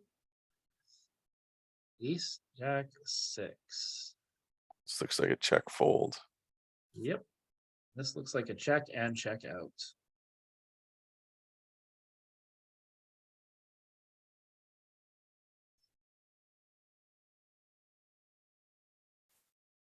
King 7. Dude. Sweet. Check If you can raise. mix this into your Peter Gonna be specialty. jamming the old king 7. Here we go, jam it! mm, Yeah, I'd like No that one's king gonna see 7. this coming. Uh-oh. Except for Well. the jacks. So for a king. They're like 37%. When you do this, like, you know, you might get a special mark in this guy's eyes, and he might play you like you're pretty wild in the future. So, yeah, if you find this spot in your Any game, idea why it likes that king 7 and king 6 suited? yes. So king 7 blocks his value, his best value, with the king, and attacks the bottom of his range because he's opening Okay. offsuit 8s. And so, yeah, like get on your horses with your, so because of that, I actually don't bet this ace eight enough. I am almost always calling here, right? With the sevens and eights, or with the eights and the nines, like, yeah, I'm gonna call a lot here. Gonna find it more with the ace five, ace four, ace three here. But, oh, jack 10. So this is a very straight heavy board. It's going to connect well with the top and bottom of his range here. It's just going to be hard for us to defend. Yeah. Yeah. I am just going to fold here. If you call, where you have the ace of spades, you're potentially planning a bluff down the road. I get it. I'm not doing that.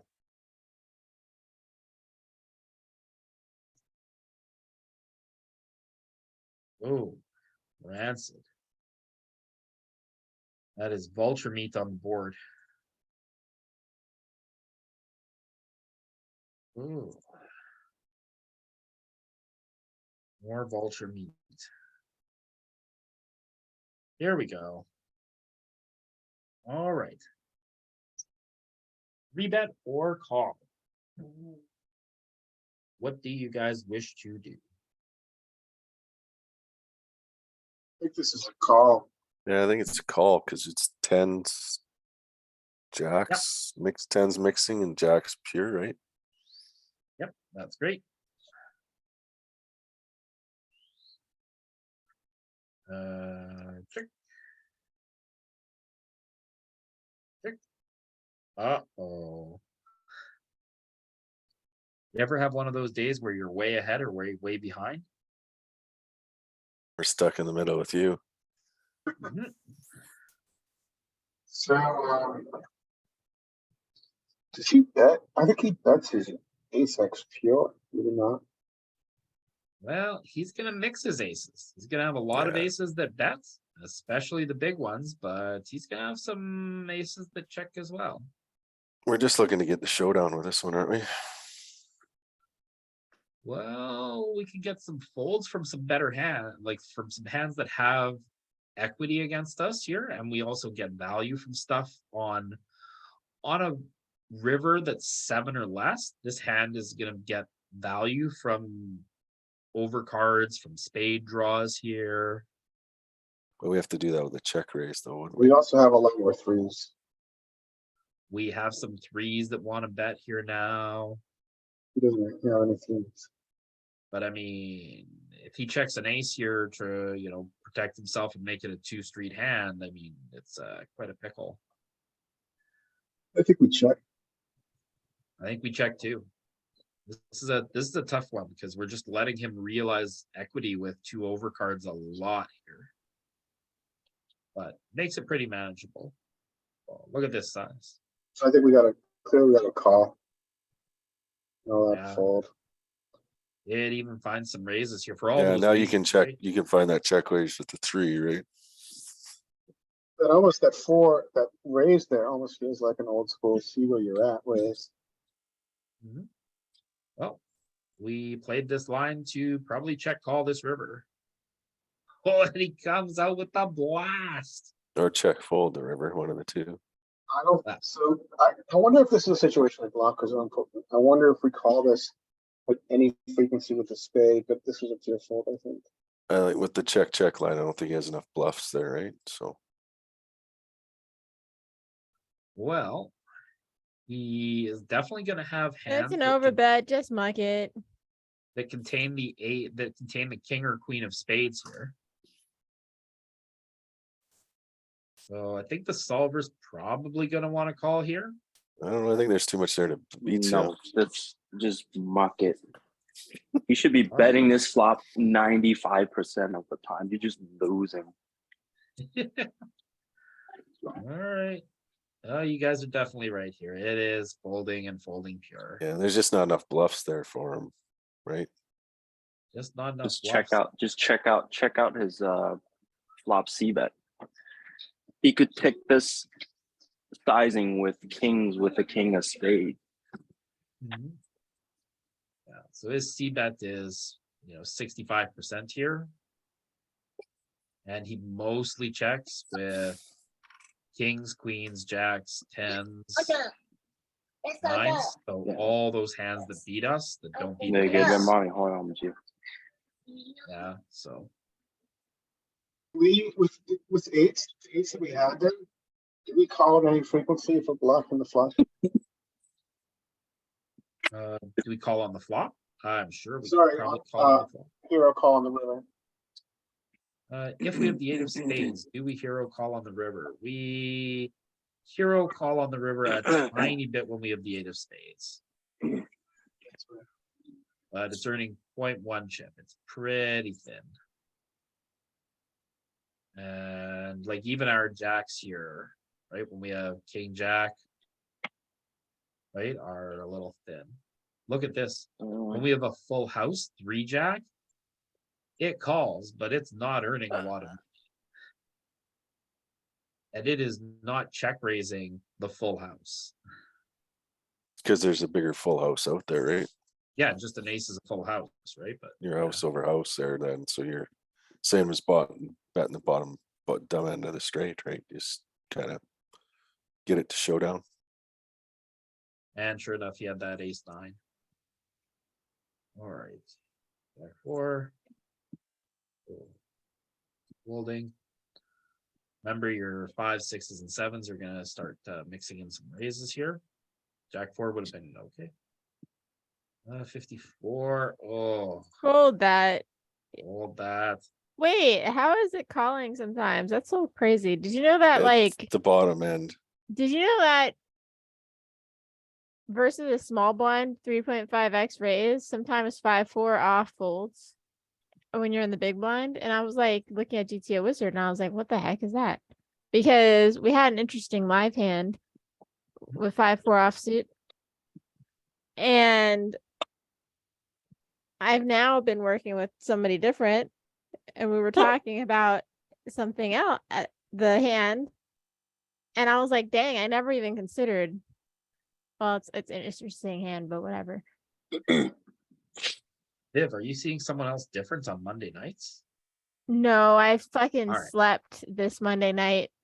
I don't know what happened. It was 6 o'clock, and then I just kept sleeping and sleeping and sleeping and sleeping, and then it was 11. So It's like my brain just was like, it's falling asleep since 1 o'clock p.m. get to this turn and it sizes up a little more. Yeah. 6 is slightly below his range. Let's in ours. So Yeah, loves to probe gut shots like that, right? It went check on the turn, right? it went check on the flop, and so we probed the turn, and we get here with jack high. We still block the straight at the Yeah, top. I like betting again. Yeah, you're gonna bet if you're at least pot, if not over Ooh. bet, right? Yeah. You like overbetting? I was betting pot. So It because of has the to be pair, big though, yeah. because of the paired board, I think it's going to drive down the size a little bit with our bluff here. Right? Because our straight would still be like our trips would have a non-overbet size. So I think our bluffs also are going to have a non-overbet size here. Yeah. Just bet small. So let's take a look at the whole range here. Because our straights, we're going to still want to be able to go for value with both the straight and the trips here. So our 6s, where are our 6s? Here are our 6s. Are mixing sizes pretty heavily. And our 6s here are mixing sizes pretty heavily. They're betting small, but also betting small with some houses. 67. 67 is checking. 65, 64, 63, 62 are all jamming. Yeah, this is a tough strategy to implement. Bet it So, all. yeah, the primary focus is this size here. So most of our range is just going with this size, and that's going to encompass our missed flush draws and some of our sixes. But our eights are also going to be in there, our eights that missed. We just want to bet this board a lot. So when you bet frequently, you tend to bet a little smaller, but it does have some polar elements here too. When you get here with some flushes that unblock calls, with some trips, and some flushes that have the six of spades. So The yeah, 7-6, the 7-6 we're checking because we're unblocking all his draws, right? So yeah, it is going to have some check raises, and it chooses that 76 to check raise.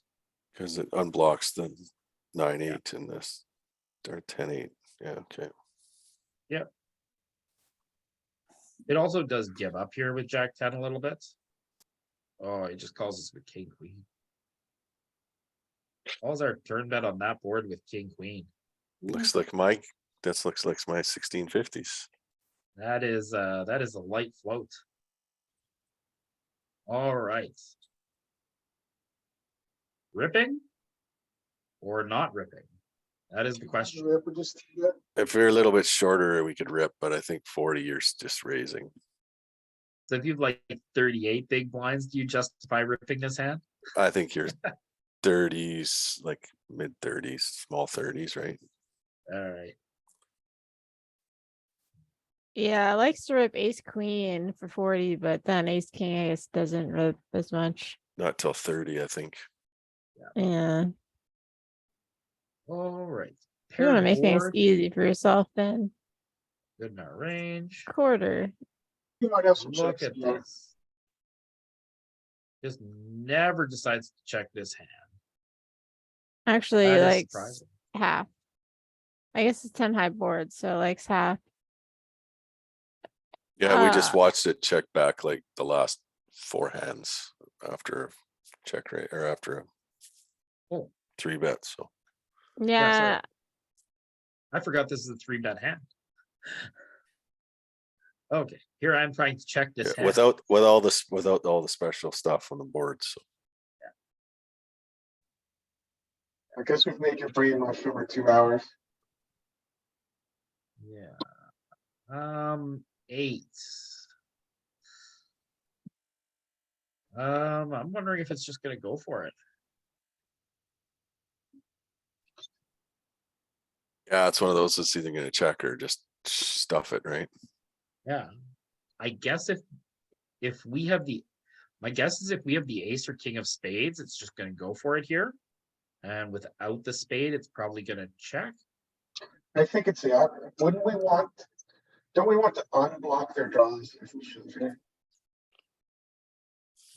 Well, we want to block his continues, right? So when we have the ace of spades, he doesn't have an ace high spade flush to draw to here. Right? Okay. When we have the king of spades, he doesn't have a king high spade flush to draw. Yeah. So I think blocking his continues is going to be the element that it wants to go with here. We Not are surprising. probably ahead of his. If he has to hammer call with his spade draws, we're ahead of those with the ace king. We're ahead of his ace queen of spades. We're ahead of his king queen of spades. So I wonder if unblocking is better, but you might be right. B. Is this where you Yeah. jam this one and then check the ace of spades?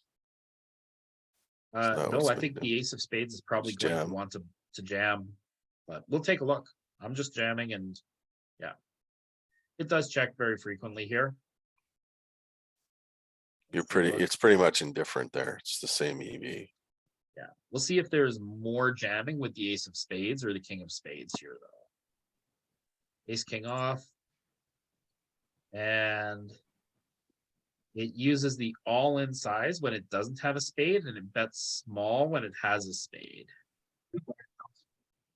because you can, when you Got bet the equity, small, yeah. you can bluff river when the spade completes. Yeah, I think he wants to shove unblocking the spades because we're ahead of his hero calls with his flush draws.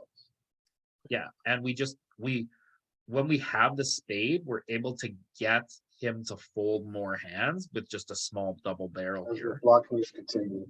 Yeah. Same thing, bet big with your junk and Yeah. bet smaller with your value.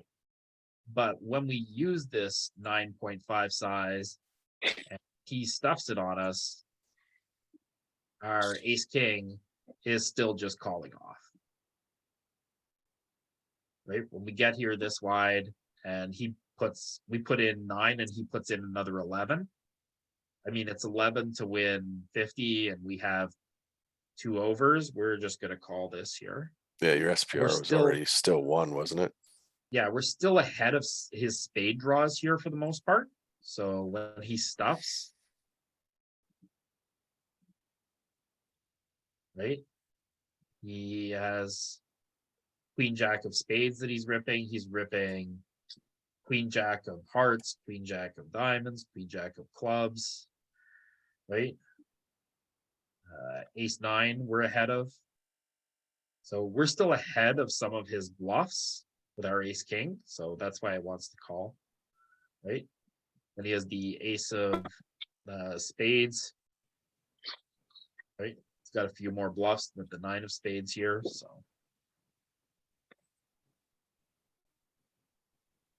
But I make the decision easy and just punt it off anyways into the king 10. Oh, that's drawing thin. All right. Suited.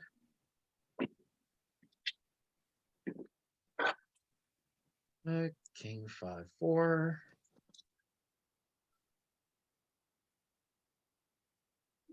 Is this a check raise here? Getting itchy. Thanks. It'd Could- be small, could it'd be be. thin, but yeah, it would make sense, right? Backdoor straight and flush. Yeah, we have a Can make middle backdoor pair flush. or second pair.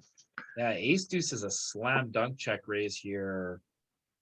I think below the king, maybe we're just gonna not pull the trigger here. I don't It has some know. characteristics of a check raise, so Yeah, definitely gets better hands to fold. that too. It's primarily a call, just a light float against this really small size, but check raising is also just fine here. Check raise, we don't pick up any equity. So heuristic is going to be Just to give up. check. Yeah.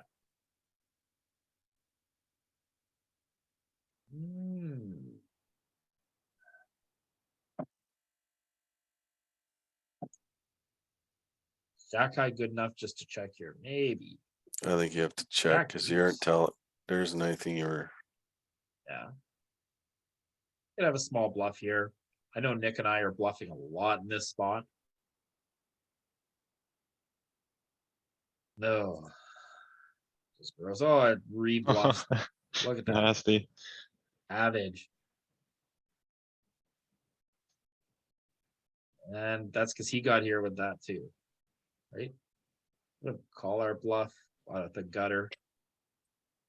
Called our check Yeah. raise with a gut shot and a backdoor flush and 2 overs to second pair. Pretty spicy. I don't see 8-6 in the range once I check raise, so. Nope. And that's why check raising is really effective. And that's, to Nick's point earlier, like this is a tool that's, like a 3 wood in the golf bag. We're just pulling it out every fairway we get to on a par 4. So check 9. It's gonna crawl in. And it's just gonna get out. Oh, against this sizing, yeah, it's still just trash.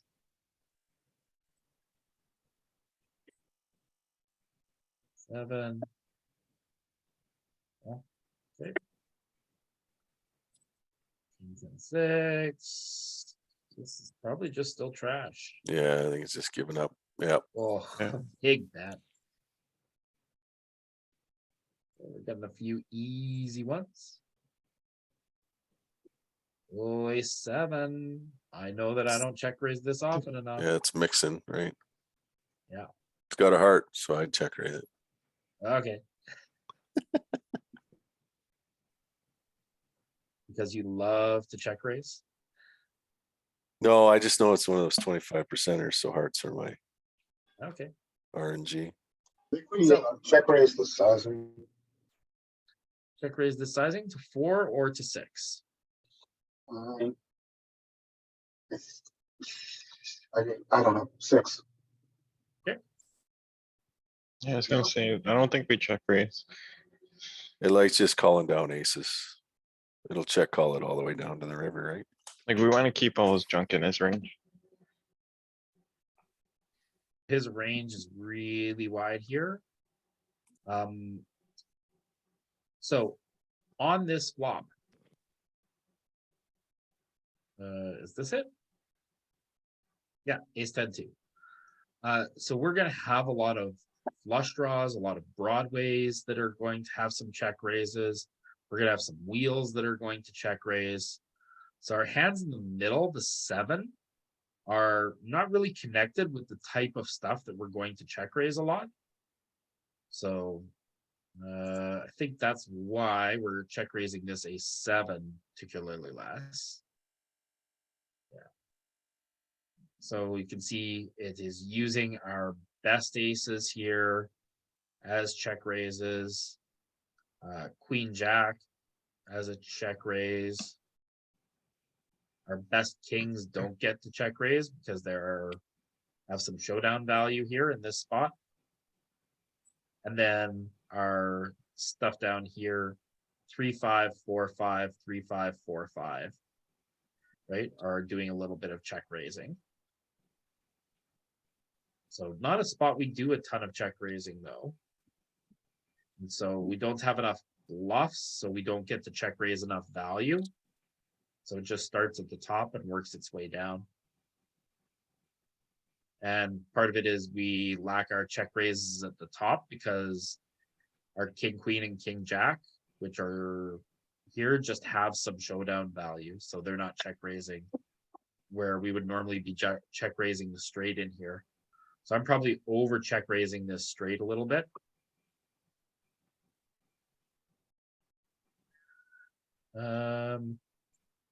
Check that turn. He gives us the polar bet. Can't fold, blocking back doors. Can't fold. Gotta call. It's getting thin. Oh boy. Oh, thank goodness he checked. Okay, chop it up. Nice hand.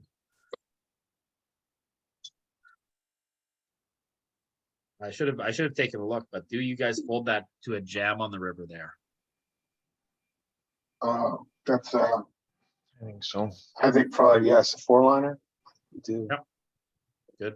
I am folding that too. King 5. Call. East side board. Not great. Big size. Not good. Oh, pocket 6s. Savage. Jack 7. Gonna find some 3 bets. Yeah, and he stuffs the turkey. It's time to go home. That's why that's nice to do that. Yep. Super easy to let go. Ace, queen, 3 bet for value or just call. I think against ETG we call. Never gets better to fold, that's for sure. So he wants to Yeah, keep call worse it. in. Yeah, that's the heuristic here. Never gets better to fold, wants to keep worse in. That's a leak I had. I would always 3-bet that hand before.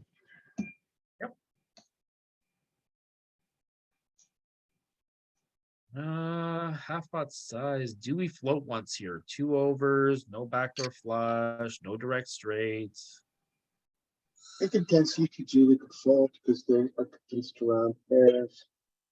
I Yeah. don't think we need to when we don't have any suits and draws. I noticed that on 9. Okay, so when it's Jack 9 and Queen 9, it's completely different board than Jack 8, Queen 8 because of all the draws and then they also open suited 9x. And then you don't even have to call those. And I was like, because I looked up a different hand with I think Ace King, but it was a different position. And it was like, what? I don't even have to call my ace highs as much when it's like Jack 9.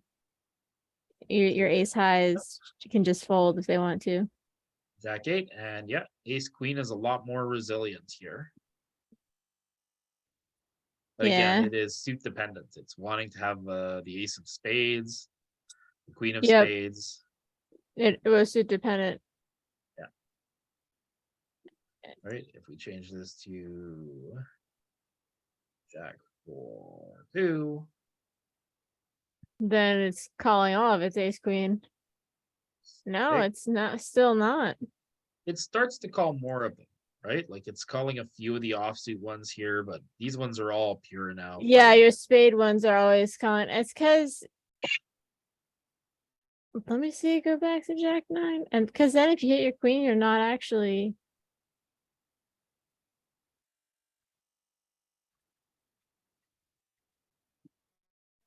Jack 9 is just folding a lot more. It's just like, because you have a lot more interaction, like draws interaction, and you have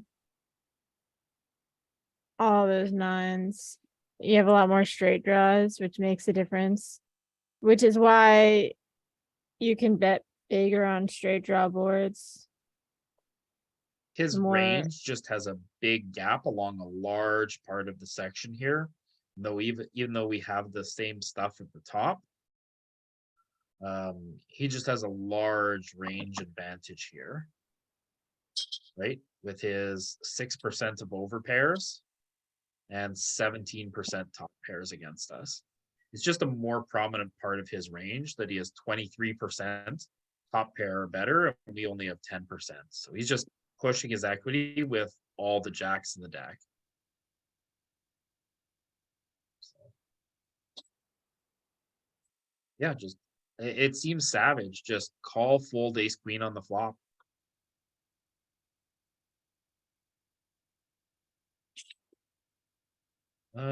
King 8. Ooh. Ooh, our worst 8s. Is this gonna find a check raise? Probably not. It's probably a little too weak. Yeah. Oh, but we flop them. Top and bottom pair normally protects our check calling range. I think we get to raise here. Especially against KTG, which is gonna have a lot of value here. There's not going to be a lot of good cards. We need a 7 or less for our hand to be good here. I think I'm going to call here a lot. I'm going to plan to check raise the turn, but that's too nitty. It wants to get it in while it's ahead. The big check raise, 4x. And he folds Jack 10. How does He this wants guy to get off the hook? I think the big bet wants to fold the draws, right? Because it's a pretty draw heavy board. Because he knows you're a nit. He knows I'm a net. How can he know I'm a net? He folds a 10, folds second pair to a check raise. Man. I tell you, if I have Jack 10 of diamonds, I don't know if I'm folding to a check raise, but maybe I'm a little fishy here. The big check raise though? Big check raise, small check raise. All right, Queen 10 suited. Very easy. Let's get in trouble. Love it. Looking for that gutter. Flush draw. Oh, he gives us the micro bet. Are we going to bloat this pot? Yeah, we are. Go 6. I think we just Okay. check raise small here because we got the equity, don't we? Definitely could be mixing. I think the heuristic is that it's going to want to check raise a lot. I think it's also going to have some calls because this hand is just strong enough. This hand is pretty good to call. But I don't- probably am I under don't- check, I I don't might be know. under check raising here. Would you want to check raise like Yeah, call. queen six instead? Yeah, this, like, this hand is just fine if you check raise it, but this hand is strong enough that it actually doesn't need to check raise, right? Like, one of the elements of check raising is looking to get worse hands out of the pot, and looking to bluff. But the problem is this one, if it gets 3-bet, it doesn't get to fold, and it's always behind. I mean, so we're 30% to hit the flush. And we have a backdoor straight. It is a good hand, but it's still at this Yeah, point, you're, only you're queen gonna high. you're gonna call and it's gonna be fine to call. You're gonna be like close to 50-50 when he jams. 40% saying? or something. I figured. It's just good enough to just call here though. Yeah, sorry. I Yeah, think and he you has said enough what? kings to continue a second barrel, right? So You have like 12 outs, the effective nuts, so. Definitely call. Yeah, the problem is if you get 3-bet, like, he's able to put it in before our draw completes, which is just advantageous for a king. Even though we have a lot of equity, like if we get check raised, or if he 3-bets us, we're definitely getting it in. But when we get this type of a brick, we can kind of slow down a little bit. Yeah, when he 3-bets get it in, you're facing like ace deuce of spade, ace three of spade a lot. Yeah, right. Or And then king a bunch queen of with like a bunch of king, and then a bunch of kings. well, he's incentivized to bet big now because of the king, right? So king high board. Yeah. Well, he knows, like, hey, these guys have some draws. Okay. Combo draw. Flush draw with a gut shot. Is it continuing? I don't think we can Oh yeah, fold. you're not folding here. We're not getting direct What odds. do we I mean, get? implied odds come in here a lot. But I Okay. don't, we're not that, yeah, I think we have to call. Okay. You're right on the edge, I think. So are you folding, let's say we have queen 6 of spades. Folding just the flush draw to this, yeah. Okay. The Right? gut shot allows us to continue. It's close. Okay. It is good for 2.7 chips. Question is, Yeah, thanks. And you got me curious. will just the naked flush draw fold to the slight overbet here? Queen I 6 of think that spades. a naked weaker flush draw will I just would with fold. just the odds, right? You don't have the odds to call that over bet, but Yeah, there you are. Yeah. Yeah, queen 6 of spades, just a pure fold. Yeah, you just fold that, and then you call with your ace high spade, like ace 9 of spade, ace 8 of spade, ace 6 of spade. You just All Can the you ace flat high break throw. down real quick here so we can look at and see what percentage of our flush draws fold, if any? Is that Sure, where we we can can see that? isolate. Or maybe it's, yeah, that's fine. Thank you, sir. So our deuces, 4s, 5s, 6s, 8s. Yeah, I guess you don't have a flush. If you don't have a pair also, then you fold your flush draw. Yeah, And all So- the bad flush draws, you call the netted Yep. ones. So the Yep. shoves are the combo draws. Yes. So Jack 8 shoves it, 10-8 shoves it, 10-6, I feel like shoves I'm it, not doing that often enough. 6-8-5, 6-4, 6-5, 5-4. These worst ones, they're gutters. Shove, shove, Jack 10. Yeah. And if it has a pair, it wants to call. Right, so with the 9, it's just an easy call. Right, with the 7, it's an easy call. So, okay, Thank you. no problem. And the 9 pairs. We have some 9s in range. Do we bluff this card? no. not to the over bet. You guys are Not just when you check have- gearing up. Yeah, I'm just giving up. Not supposed to bluff with a spade anyway. Yeah, I'm not finding that one at all. Because we call with just- a lot of nines in range. To find the bluff with this hand. You ever find this in game? This is I don't Yeah, know. I In always population, and the think guy this. overbets the king, he's barreling their turn. So Yeah, on the river. I don't think they In have my any. games, anyways. I But find the don't thing think is, they have you any never win when barrels. you check though, but there's a no, chance but they fold. Yeah, but you don't lose 25 chips. Yeah. I feel like if we didn't have this solver right here, then we did this and Lewis reviewed the hand history, he'd be like, you're an angry nit. probably. But look at Because what the are we? donking, like, boom, let's go, because let's call, and then just rip it. I mean, But actually, This they- move prints. it does print. It's pretty crazy. I don't know. But In that's my games, when assuming you get that's an over, assuming they bluff enough on the turn.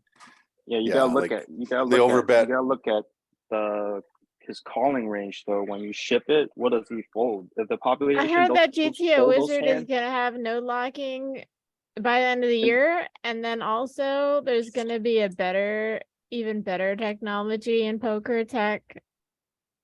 Because poker tech is just going crazy these past few years. yeah. I'm looking at the overbet, right? What overbets Because in your games? They're not. My finding any favorite bluffs part there. about HRC and ICMizer is when you change the range and then like your Prince call turns into like a completely marginal or losing call by just changing the range. That, or you shrink the range and shrink the range and shrink the range, and you still need to call, and you're, oh god, you still was he need to jam. folding? I He's should folding say. aces. I He mean, that is holding happens.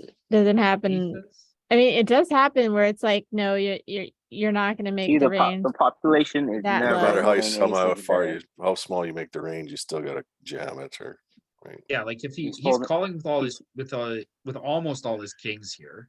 But what did he Yeah, but he's overbet? I folding. guess. He's folding some ace king, right? What did he the- overbet? Solver is folding some ace king. The population is never folding ace king. Like none. Yeah, so if you You- say that they're fully gonna call ace king. Then you're losing your ass. Yeah, Yeah.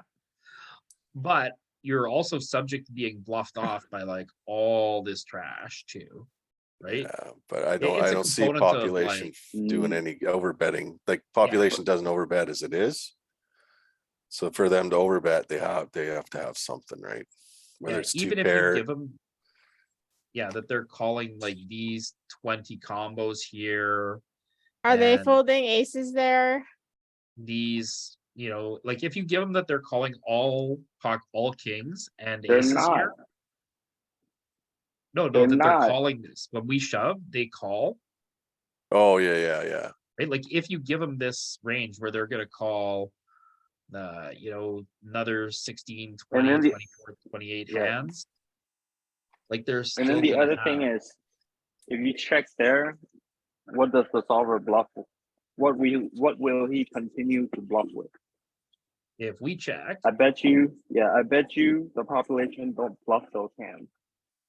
It means when you bluff there, they're gonna overcall with the hands they should be folding. And then when you check there, they're not gonna bluff their like the lower, maybe if they had a lower flush draw, they don't bluff. okay. So they bluff all That of, makes or your they bluff bet like Yeah. all of their ace king for value. They are definitely gonna bet nines and sevens and threes, the full houses. Are they gonna get there with 6-4, 8-5? I No. don't know that they're double barreling all these hands too, right? I think the big one is they're gonna be overbetting on their trips and their two pair to get rid of the flush draw, right? That's usually what I see in my games, but Yeah, they're gonna be a little more value heavy on the turn than Oh, we this. had a discussion about that, about my one of my live hands. We were like, well, sometimes you gotta fold people double barrel less often in the lower stakes. And then I guess live they might double barrel less often. Because Even like- honestly, I did not learn about double barreling and double barreling often until I studied. yeah, me too. And it's But like, if what? you're in there against, if you're in and you see a guy or a girl from this group who's in there you know they're gonna have some wild double barrels. So So Yeah. yeah, you'll have to be a sticker. definitely a good spot.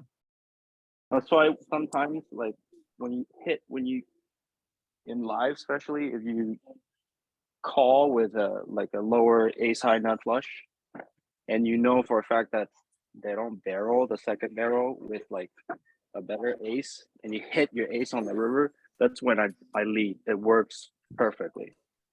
I Yeah, call you every single time.